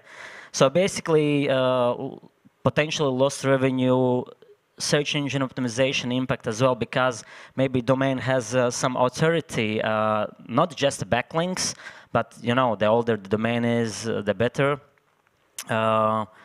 What else? So, or maybe the audience is just confusing about what they see now there on this website, because they were searching, they found something online, and they clicked on an article, and then there's a link to your site, and now it's something else there. So there are some potential, let's say, risks for the companies also, not just keeping this domain name or redirecting or doing something with this. Thank you. So yeah, so to sum it all up, I'd say that a lot of, as Sasha said, a lot of people and organizations look at domain name as an expense because it costs money, so they don't need, and as Artur said, they see them as a site rather than an asset as a brand identity that they're throwing away, and that they can confuse the audience that is coming. So that is one thing. They can spoil their brand, like different ways, cybersecurity risks, as you mentioned. So there are a lot of these things that can happen when you drop a domain name, but why are really people still doing that? So can you, okay, we know that the names, I wanted to give you a little bit of background. So why are these people sitting here? Because when we did look as a .LV registry, analyzed what kind of domain names are being dropped, what we saw that usually they're being dropped very high-ranked domain names with a very high data flow and consistent data flow, not like for a few months after they're being deleted, but like years afterwards. So it's a bunch of money from marketing's perspective. But it's basically because either they're not the owner, they're collaborating through a marketing agency. That's why we do have a marketing agency expert here as well. And they don't see that as a value, they see that as an expense. So can you maybe share some, I'll ask that to Sasha and Thomas, some real life examples or experience, because sometimes people say that this happens only here in Latvia, but to show them that that we are not some kind of exclusion, and we are not the bad ones that are allowing others to register domain names that someone registered before. Can you share some examples of such kind of domain names that were dropped and re-registered and maybe used maliciously or just to monetize their data flow? I will not maybe mention the company names, or so, but yes, we had not one call from domain name registrants, former domain name registrants, and they were asking what to do for us. We had a domain name, and the institution was reorganized. We changed the domain name to a new one, or just started using another company domain name, and now somebody clients former called and say, what's in your website? So, yeah. And it's some inappropriate, let's say, information. One case was with a school, so, and the director who called, he said that it's a content is not appropriate for children inside. It's some advertisements, but still it's for adults. So he was very, how to say, stressed and angry how it could happen. So we explained that when you delete domain name, it becomes free for everyone to register. So, and who registers it, he decides about the content of a domain name of a website, or will he use, and what content will be here. So yes, and another case was with one governmental institution they were reorganized, and I think it's quite similar case, but I think it's more these problems rising more from governmental, because maybe for them it's hard to plan budgets or in advance to know that they will need to keep the old domain name, so they are just looking for the expenses for the resources we already planned which will be used. And so that's my opinion. Mm-hmm. For the private, it was more like for the website which is not used anymore. And he said, it's our website, even information is our, but not all the same. Something is changed. So, and he even didn't understand why it is, what's the benefit of it, and so on and so on. And he was angry because he said that someone thinks that it's our website, because it was our, and even information is left the same. Maybe they made copies of a former website, but something is changed. Not maybe not account number, so but some just information. So I think it's for backlinks. So those, let's say, domain hackers, they use this tactic. So they take the domain which is free now, then they go through Web Archive, check what how the page were looking like a year ago, then they build exactly the same page, exactly the same content, and then they just put some links to their client pages or their pages or online casinos or porn sites or whatever. So it's definitely for that case.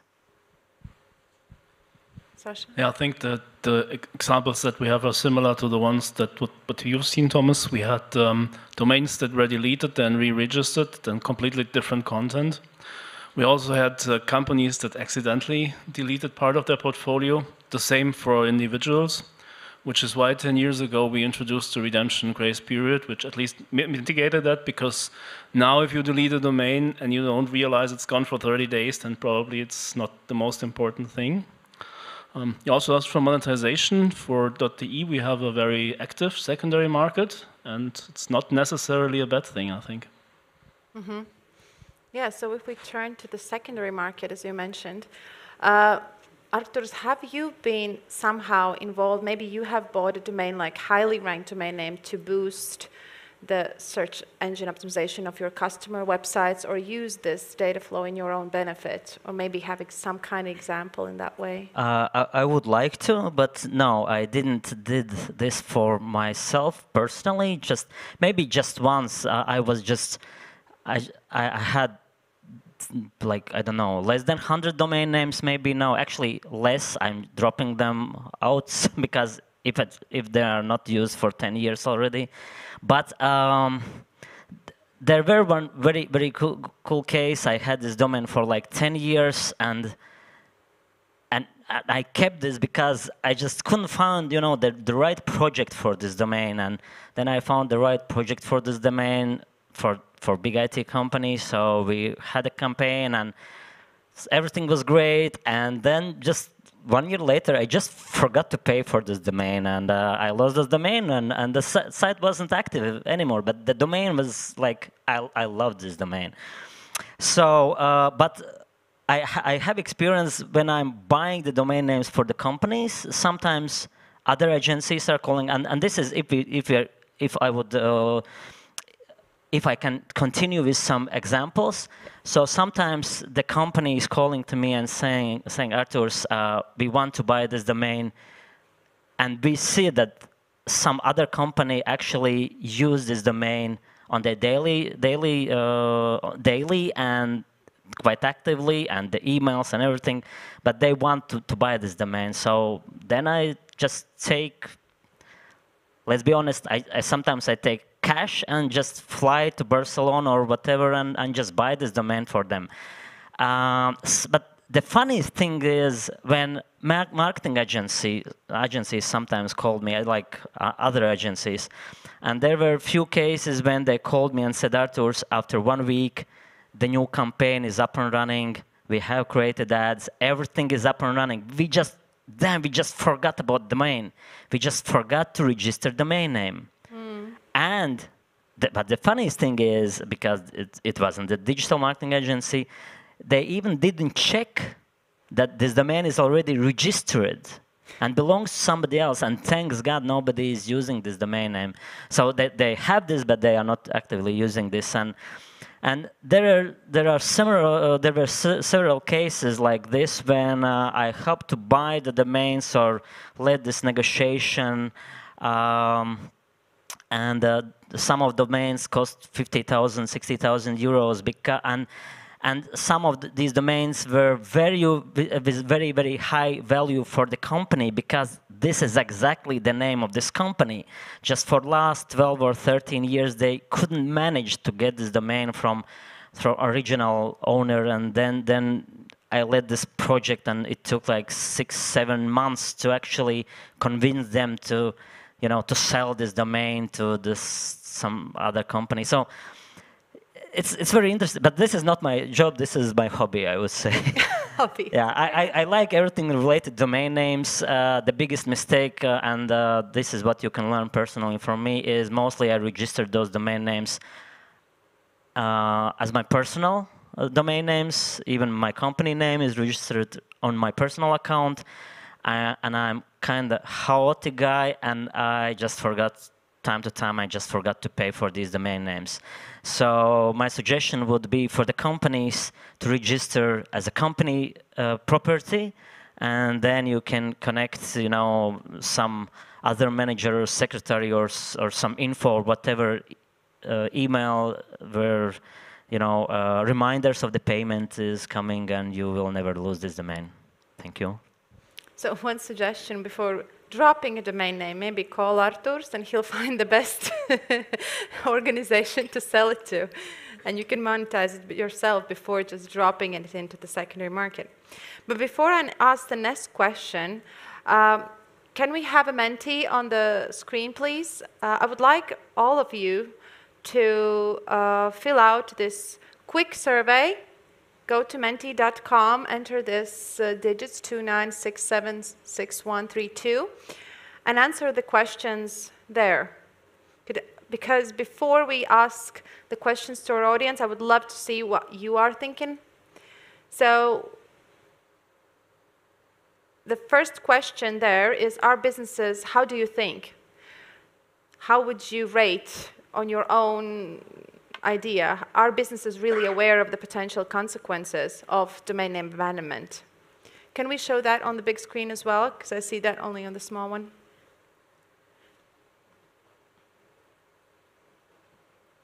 Yeah, perfect. So we think that businesses are very aware, but even, no, not very aware. So I think that this varies a lot. Can we refresh that one more time? Okay. So there's still some awareness campaigns needed in order for people to understand. But even if the situation is that people are aware of all the risks and are still dropping the domain names, that would be a very sadistic thing to do. Can you go to the next question, please? So the second question is a question I would like to ask also to our panelists. How do you view the activities of drop catchers? So we already touched a little bit about the domain name secondary market. So the drop catchers, the real entities that are re-registering the used domain names, the ones that they see have data flow, steady data flow, consistent data flow, good reputation, or they just have fallen in love with the domain name like Arturs. And do you think that they're a natural part of the domain industry, are unethical but legitimate, criminal, or no opinion? How would you, from a certain perspective? Personally, I would have to go with, just due to the nature of the thing that they are doing, I would go with the unethical but legitimate thing, because they are not doing anything inherently illegal. The domain has been dropped, so they are allowed to purchase it and they are allowed to use it. However, it is unethical in a sense. Well, I guess it depends on the question as well, because it would be legitimate if they just buy it and use it for a new purpose of sorts. But it completely would go into the unethical or even criminal part if they then start using that dropped domain to either send out phishing links or try and impersonate the company that was using the domain beforehand. So in that sense, it's a tricky question, but yeah, very used by case. I think the answer that a lot of people do not want to hear is, these are the ones that understood the value of a domain name. And I think there are a lot, drop catchers is not drop catching because there are a lot of different business models behind it.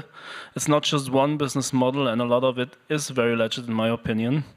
And they are a natural part of the domain industry. Thomas? I would agree with Carlis that it depends. I think we could find criminal activities within some of these drop catchers too, but mainly I think they are just doing business as everyone, and it depends on is it ethical or unethical. It depends on what he's doing with all his domain names. So if he catches the domain name and if a former owner comes to him and he sells it with a minimal marginal profit, just said, okay, if you're using, take it back and use it. So it's okay. You can say that it's like insurance. He protected for a small amount of money and he returned the domain name back. But if he, I don't know, requires enormous amount of money, or if he puts content of former website infringing copyright, even of a website of a content, or if he just puts to another, let's say, unethical content compared to the one it was before. So it depends, I think, on the use of it. Once I had a domain name for like 5 years, and then 5 years later when I decided, okay, now it's time. Now finally I can start to use this domain name.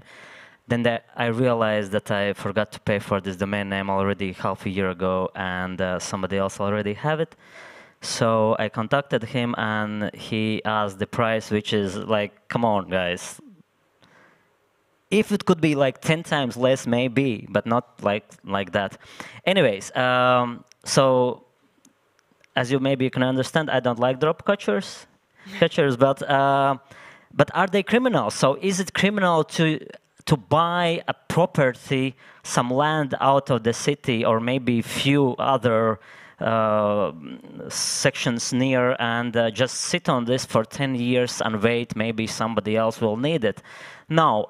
Is it criminal to buy this land and build there a drugs underground weed or drugstore or weed siltumnīca, how it's like greenhouse, yes, or whatever?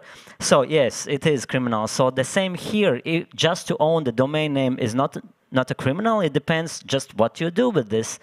Of course, I don't like the drop catchers, like really, but this is kind of business. This is how somebody actually earned their money. This is how somebody just living, and this is kind of okay, because if it's regulated, if they pay the taxes, so I don't see a problem here. And in my case, it was my fault that I didn't pay like 6 months ago. I didn't pay for this domain, which had no value till that. The value was the name. I like this name, so I was sitting on this name. Now maybe somebody else will buy this domain and will build something great of it, instead of me sitting on this for 5 years. So even not try to sell. I never sold any of my domain names. I just lost them usually. So there's two types of dismissing a domain: unwillingly, like forgetting to pay just for the domain name, and willingly, just saying, no, I don't need it because it's not my name, without understanding what you're really saying no to.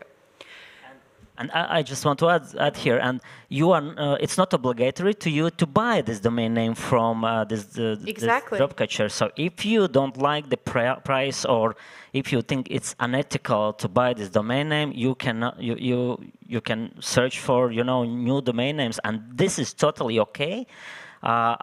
Sometimes I suggested to my clients, forget about this. Let's figure out new domain names, because it's cheaper and maybe it's just for a campaign. Anyways, we will put the links on social media and banners, and people will click there. And except this is not like your name for next 10 years, just for maybe few months, for a few weeks, if it's campaign, if it's not the company name. Just recently, I met one client, and they said their company name, and I searched for this, I couldn't find, and they said, actually is with .eu, because the domain name was already taken. And yeah, you can play with this, how it's in English? Extensions. Yeah, you can play with these extensions, which sometimes work, sometimes not, because usually people in Latvia try .lv or .com. But anyways, it can work as well. Yeah, so it's not the end of the world if you lose your domain name. So that's also important. So is there really a solution? Like, what would you suggest to a person who is ending their campaign or thinking about renaming their organization? Like, what would you, Carlos, suggest from a cybersecurity perspective? How should they take care of the domain name before they just delete it? Because you don't need to keep a domain name that you really will not need. Don't. I'd say keep it. It's not that expensive to keep a domain name, and I know CERT.LV themselves have very good posts and suggestions on how to protect a domain or how to dispose of a domain, how to say responsibly, and that you can think of keeping a domain name that you're not using anymore as a sort of insurance mechanism. If it all does depend, however, on I'd say the nature and size of the organization. That's something that you have to take into account. If you're someone who's just registering a lot of new domains and you're not actually using them for anything, they don't have a lot of publicity, they don't have a lot of, how to say, volume in terms of traffic, then sure, you can delete it because it doesn't really matter.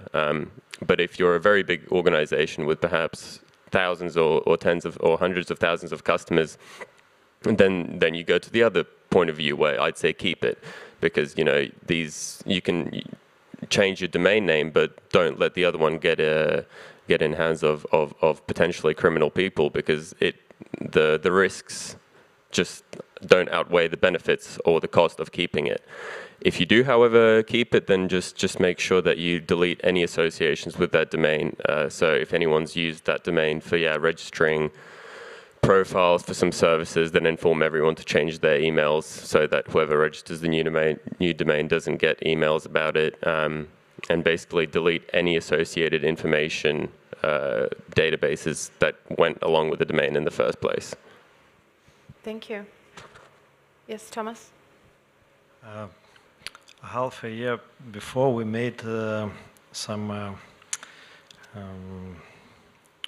searches for our domain names, and which domain names, username servers that are not available anymore. So, and we found that out of 230,000 domain names, it was more than 100 domain names which had pointing to name servers, at least one of which was not existing. So anyone could register with domain name and get the traffic for domain name request for his domain name and send his own responses. Let's say that website is here or email is somewhere else. So then we informed our registrants about this issue, but few of these name servers names were not existing because the domain names were deleted. So, and it's not only deleted maybe in .lt zone. Maybe they were using the name servers which names are from LV or .com or other domain names. So, but what I mean that sometimes it really could be dangerous to delete the domain name especially if its subdomain was used as name of name server. So so it can impact a whole big amount of other domain names. Yeah, so it have a ripple effect. Yeah. Yes. And Sasha, do you have some kind of services, for example, in place in the registry that could, you already mentioned redemption period that kind of helps people not to drop so easily a domain name. Is there something else, how from the registry's perspective you could help out holders here? Well, we have, of course, registry log, which is, I think, in many TLDs, including ours, not very often used, but that's the most effective mechanism for not at least accidentally deleting a domain, for voluntarily really doing it. And like I said, with the redemption grace period and what we also have, any changes to the DNS are propagated within 3 minutes, so we really allow a quick restore of a domain and then to be active in the DNS. And Artur, similar question to you as a representative, as a holder. Like you have a view from a user's perspective. Like, what do you think? Do you have some practical tips for us as registries and registrars here in the room, how we can help organizations to avoid such bad scenarios, what we just here in the panel discussed? Almost every week or every second week, my colleague or secretary or somebody from our office are sending to me an emails, forwarding an emails and asking, are we keeping this domain? Are we keeping this domain for the previous campaigns? And every single time I'm saying yes, like 100%. Sometimes maybe the site is not working anymore for last 2-3 years already. We are still paying for these domains for the client's campaign.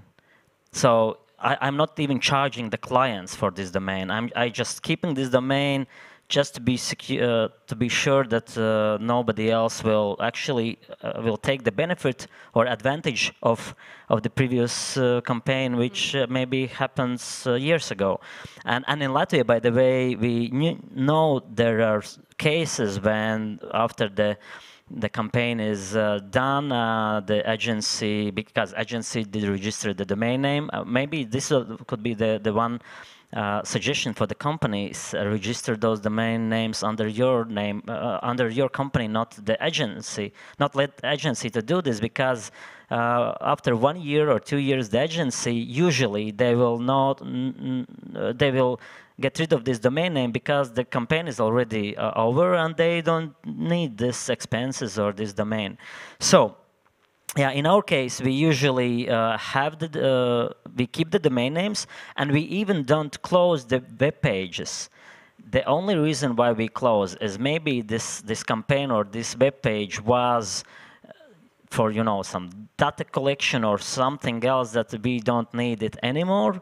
So now we need to close the website because of the hosting and etc. But we do not close the domain name. So my suggestions would be, first, just don't close the site, but however, if you need to close the site, just keep the domain name. Maybe you can redirect the domain name to your main website, or if you are agency, to your agency's website. If you are the company, to your company's website. Maybe it's even better. So what else? It's very actually easy to pay for domain name, not for 1 year, but for 5 years already, especially in CERT.LV and in GoDaddy and etc. and other places as well, even for 10 years. So what I try to do, especially in last years, I try to register domain names. If I see, okay, this will have some value, especially in the future, I try to register already for 2, for 5 years, so I pay more, but then I don't have this risk for next 5 years. I don't have these 4 situations in the future when I can, you know, forget to pay for the name. So better just pay for 5 years ahead and add this expense in the total marketing budget. Instead of $20 or euros, just add 100 and that's it. I try to register all domain names in one place if it's possible. Sometimes it's just not possible. That's why I have 3 or 4 accounts. But if it's possible, just keep under one hood everything, and this is under one roof. Let's say everything, because this is better for you to manage. And if there are clients support, if you need client support, they can do this for you as well, and so on. I already told about not to use personal account. But company's account, however, maybe it can be even opposite better. I don't know. It's up to you. But my suggestion for CERT.LV actually would be 2 things. First thing is, can you please make easier for non-technical guys to redirect the old domain names to any site I want, because it's not possible in your case. It's possible in GoDaddy and other places.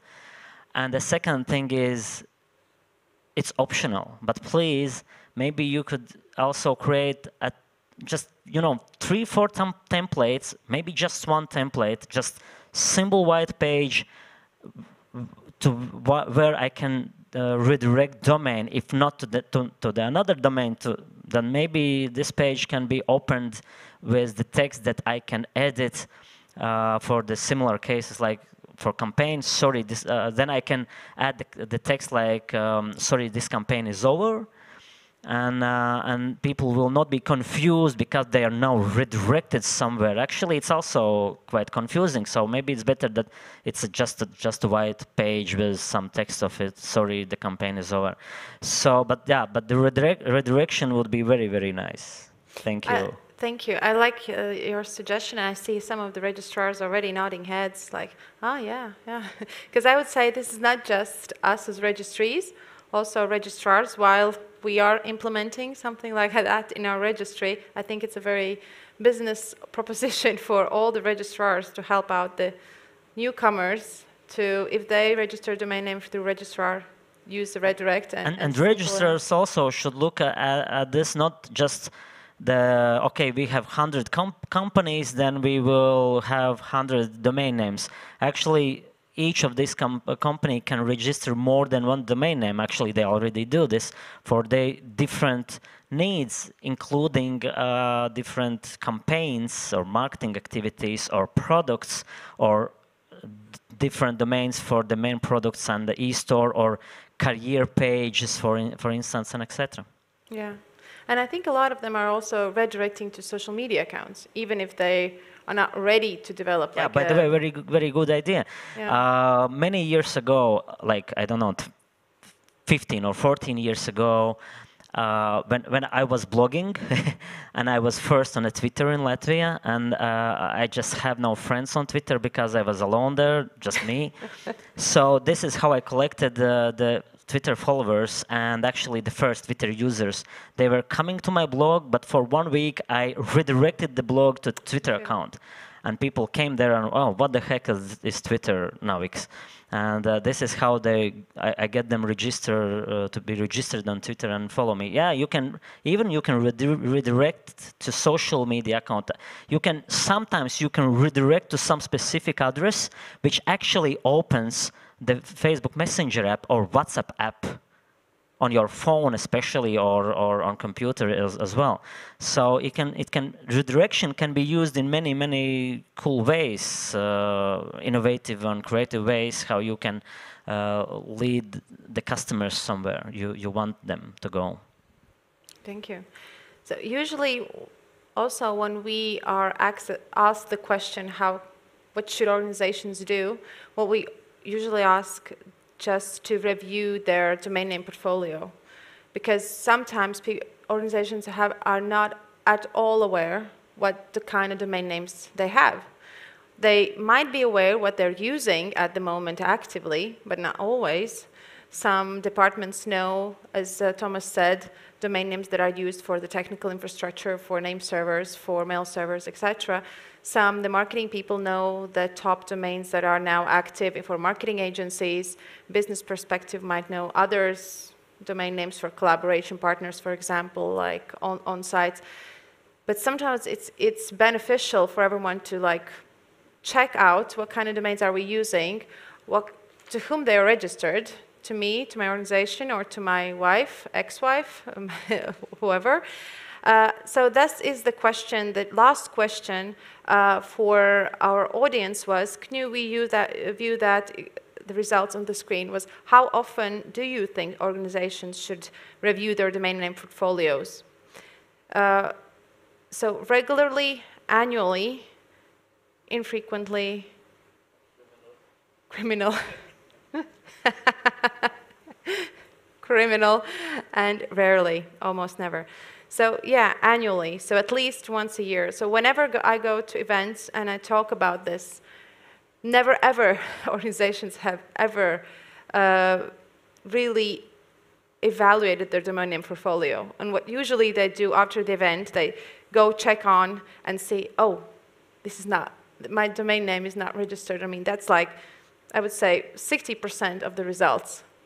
So I would say should is a good word. We should do that, but I would say the real, we have as a registry seen that the real scenario to people who are coming to events like these, so that is people who are interested in cybersecurity, they don't do that. So I don't know, maybe collectively somehow we can influence them to evaluate the portfolio, at least start with the fact that they know what they have, and then they know what they can further do on. If I can add here, so back in the days, like 10 years ago or 20 years ago, the domain names were registered by IT geeks and web developers and IT people in the companies and security managers and IT managers and etc. You get the idea. Now the domain names are registered by average persons, like company owners. Average, I mean, they are not IT guys in most of the cases. And is it large or small company, whatever, in most of the cases, those domains are registered by quite average people, and then they don't have, you know, those tools that reminders about this and that and etc. and etc. So also we need to need to educate them as well, and this is what you guys are doing very well. But also we need to help them. We need to give them tools. Maybe we need to send more reminders that you are sending already. Maybe we need to remind not 1 month in advance, but 2 months in advance. Or maybe, I don't know, maybe it's very not effective in terms of cost, but maybe there is some person who can just call them and said, maybe you didn't check the email, but actually tomorrow you're going to lose your domain name, and we see your website is up and running, and you use this domain name. And it's a question: can you afford to do this as well? But because the average persons now, the persons who register domains now are not IT geeks, but they are quite average persons. Of course, they cannot, you know, do this quite properly, like every year or every month. But basically, I believe every single day you should know what do you have in your what are the portfolio domains you have in your register. Yes, thank you so much. I think that our time is already passed. Thank you so much. We did have a few questions online. I'm sorry we couldn't ask them. But you can catch us during the coffee breaks. That's the benefit of being here in person and seeing us. So for all the online participants, we'll try to answer them online as well. Thank you once more for being here. Thank you so much. And to a little wish to all the domain name holders and registrars, use the information, the hints, the little suggestions, and hopefully together in collaborative with CERTs, with other registries, and maybe with marketing agencies as well, we can raise the awareness of the risks, raise the awareness amongst us as registries, how we can help like a normal user to hold on to domain name and be informed how to do that effectively. So thank you once more for the panel. And with this, I end my panel. I want to give you a little presents to all of you. Thank you.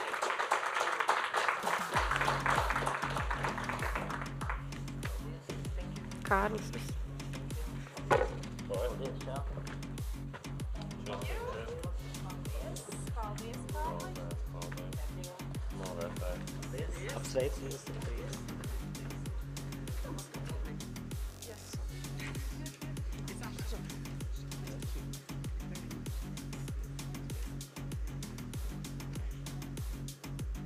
Well, thank you to the panelists, thank you, Dana. And now there's time for our next presentation. So how to do DNS with kindness.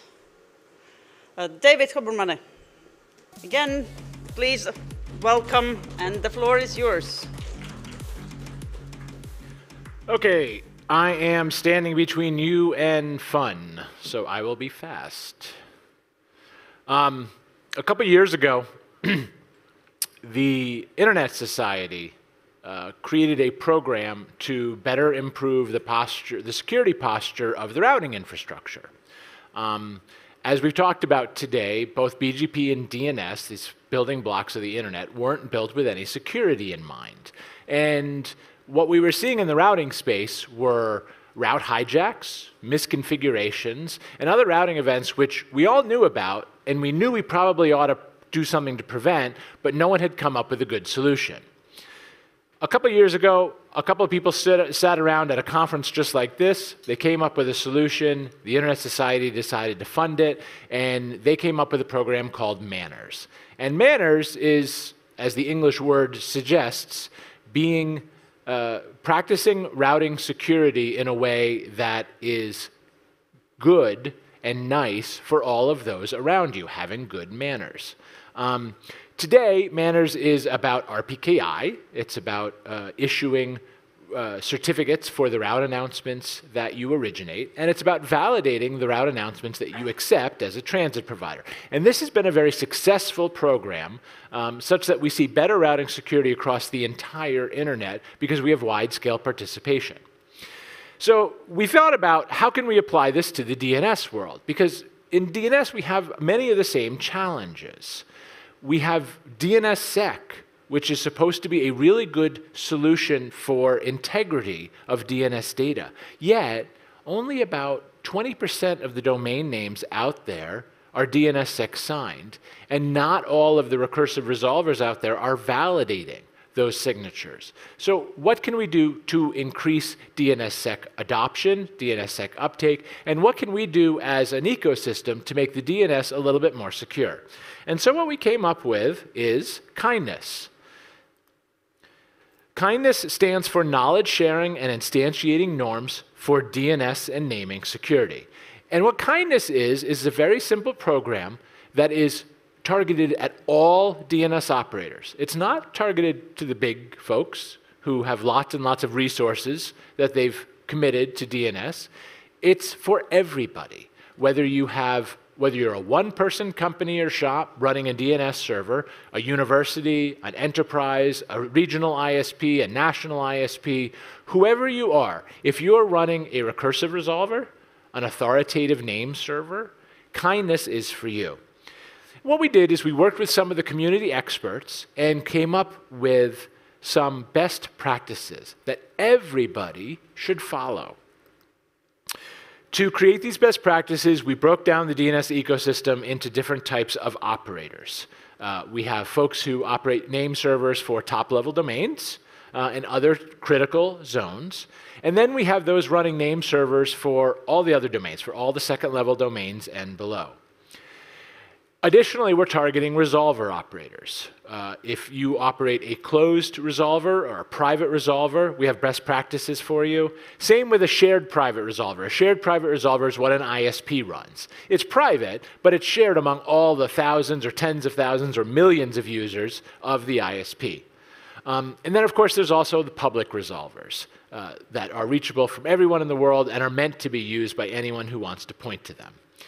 And for each of these classifications of operators, we've come up with about 6, 7, or 8 best practices that the technical experts have all agreed you should apply uniformly for your service. And if you do so, you will help increase the security posture of the entire DNS ecosystem, which will help prevent more and more attacks which leverage some of the vulnerabilities in our DNS operations.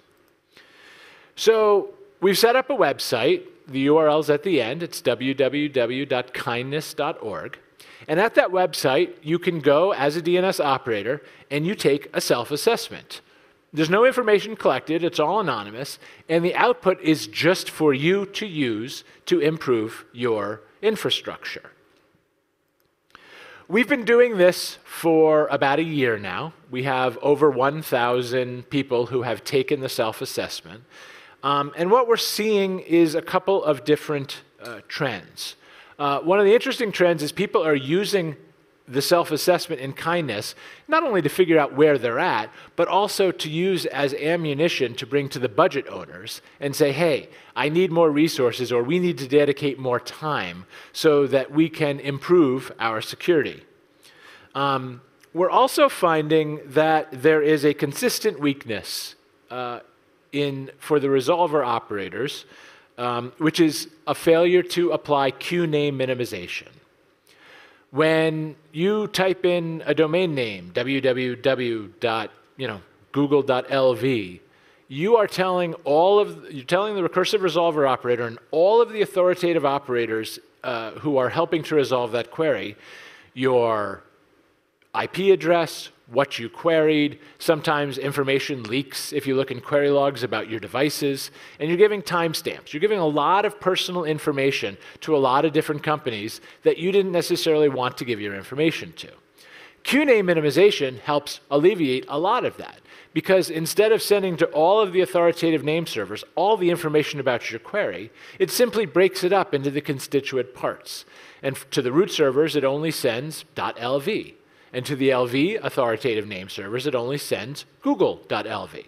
And only when you hit the authoritative name servers for google.lv does it ask the entire query that you're really trying to get to, which is what is the IP address for www.google.lv. What's also nice about QName minimization is it comes at no cost. There's no time, it doesn't add overhead. It doesn't add even milliseconds. It simply works. It's a configuration option that you can turn on in your resolver to benefit everybody. We have been working on this for about a year. We're ready to move into phase 2. And the real takeaway from this is we need to do translations. We need to have the self-assessment and the kindness.org website available in lots and lots of different languages. We're also trying to promote it. We're trying to come to gatherings like this, to network operator group meetings, to other gatherings of DNS operators, or where we find people who are operating any type of DNS infrastructure. And we're trying to tell them, we're trying to socialize how important it is to take a few minutes, do the self-assessment, and see where you stand. And then when you can, adopt the best practices that you don't currently adopt. Finally, we're thinking about the future. We're thinking about what we can add that's important. This includes, should we require response rate limiting? Do we need to address split responsibilities when we have authoritative servers who have multiple roles? And then, of course, there's always questions about access. Do name servers and resolvers need to be reachable over IPv6? Yes. RPKI, should you be signing routes that have DNS infrastructure behind them? There are some pluses and some minuses to that. So that's really it. I told you I was going to be quick, and I'm making good on my promise. Please, when you have some time, go to www.kindness.org, take the self-assessment, see how you're doing, and please adopt the best practices that fit your category. And that's it. Thank you very much, everybody. Thank you very much, David. And actually, I don't see any questions in the Menti for you. But there is some lag. We've noticed today there is some lag. Maybe they haven't reached the iPad yet, but oh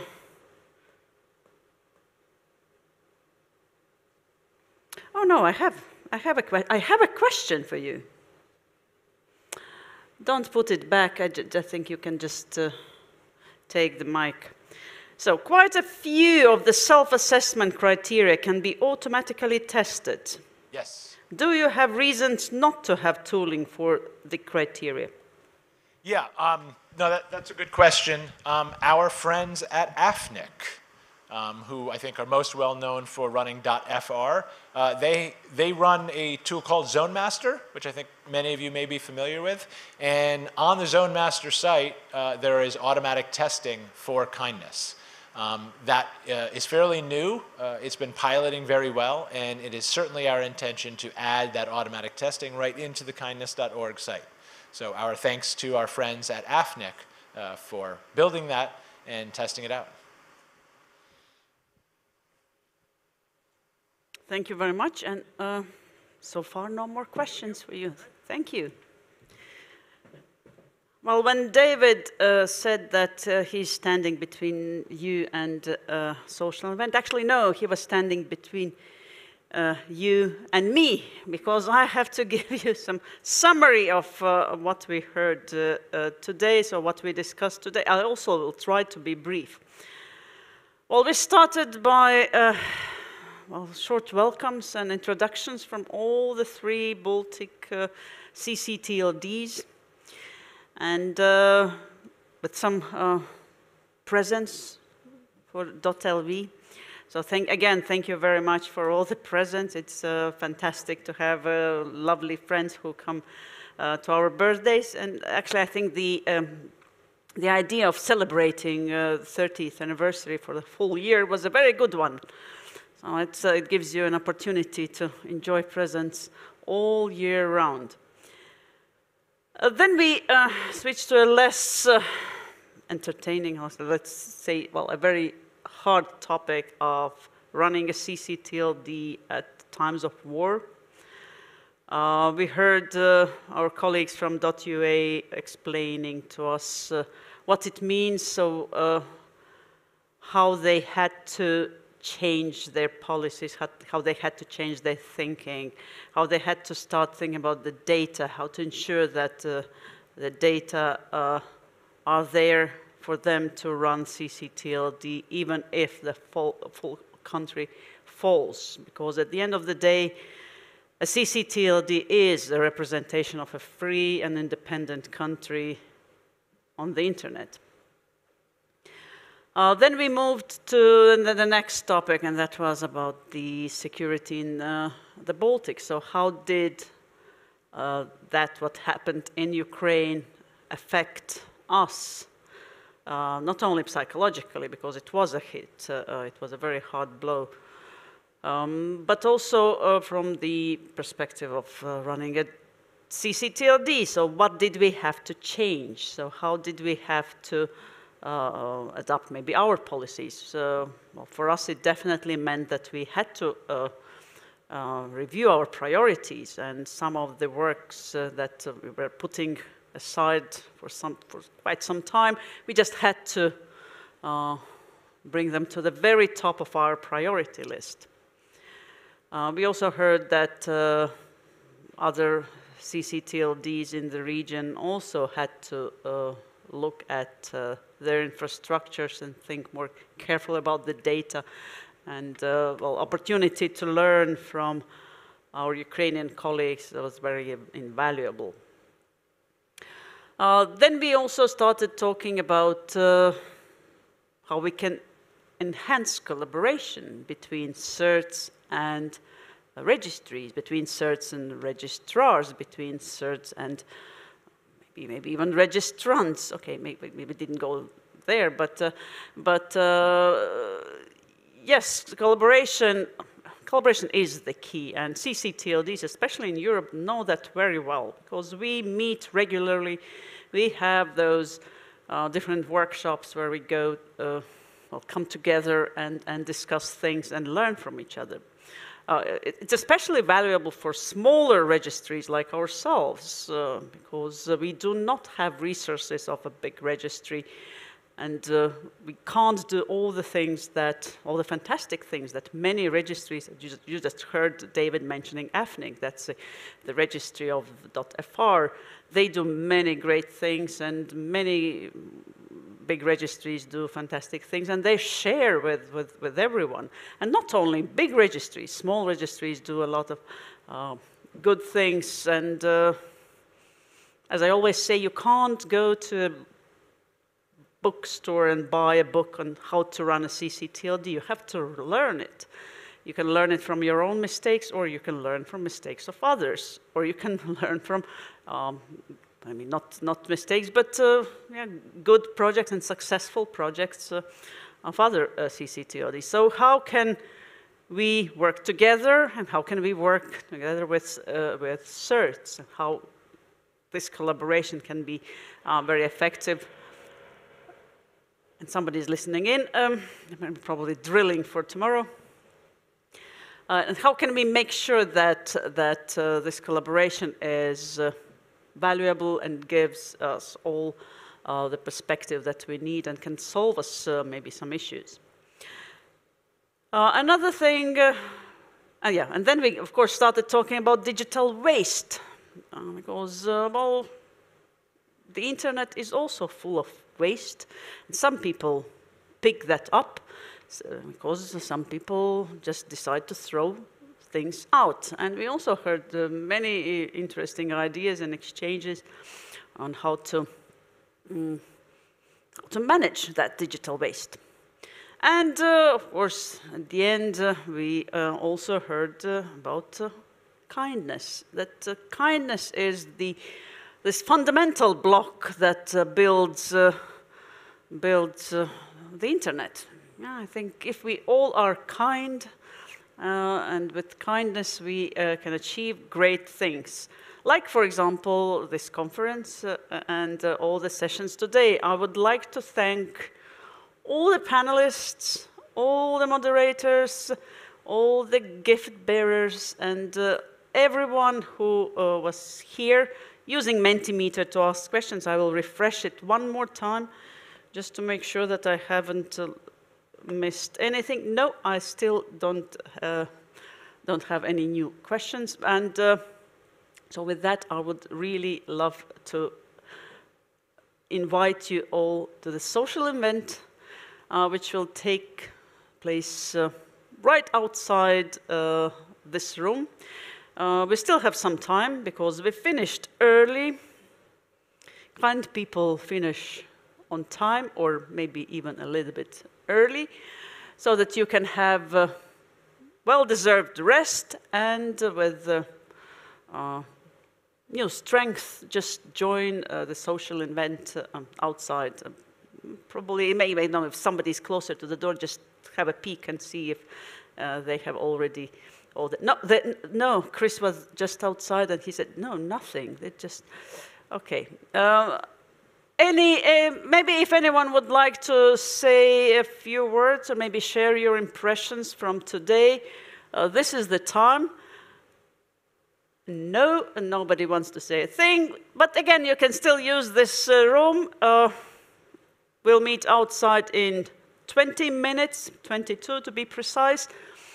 And we definitely meet tomorrow for another exciting day. Thank you very much.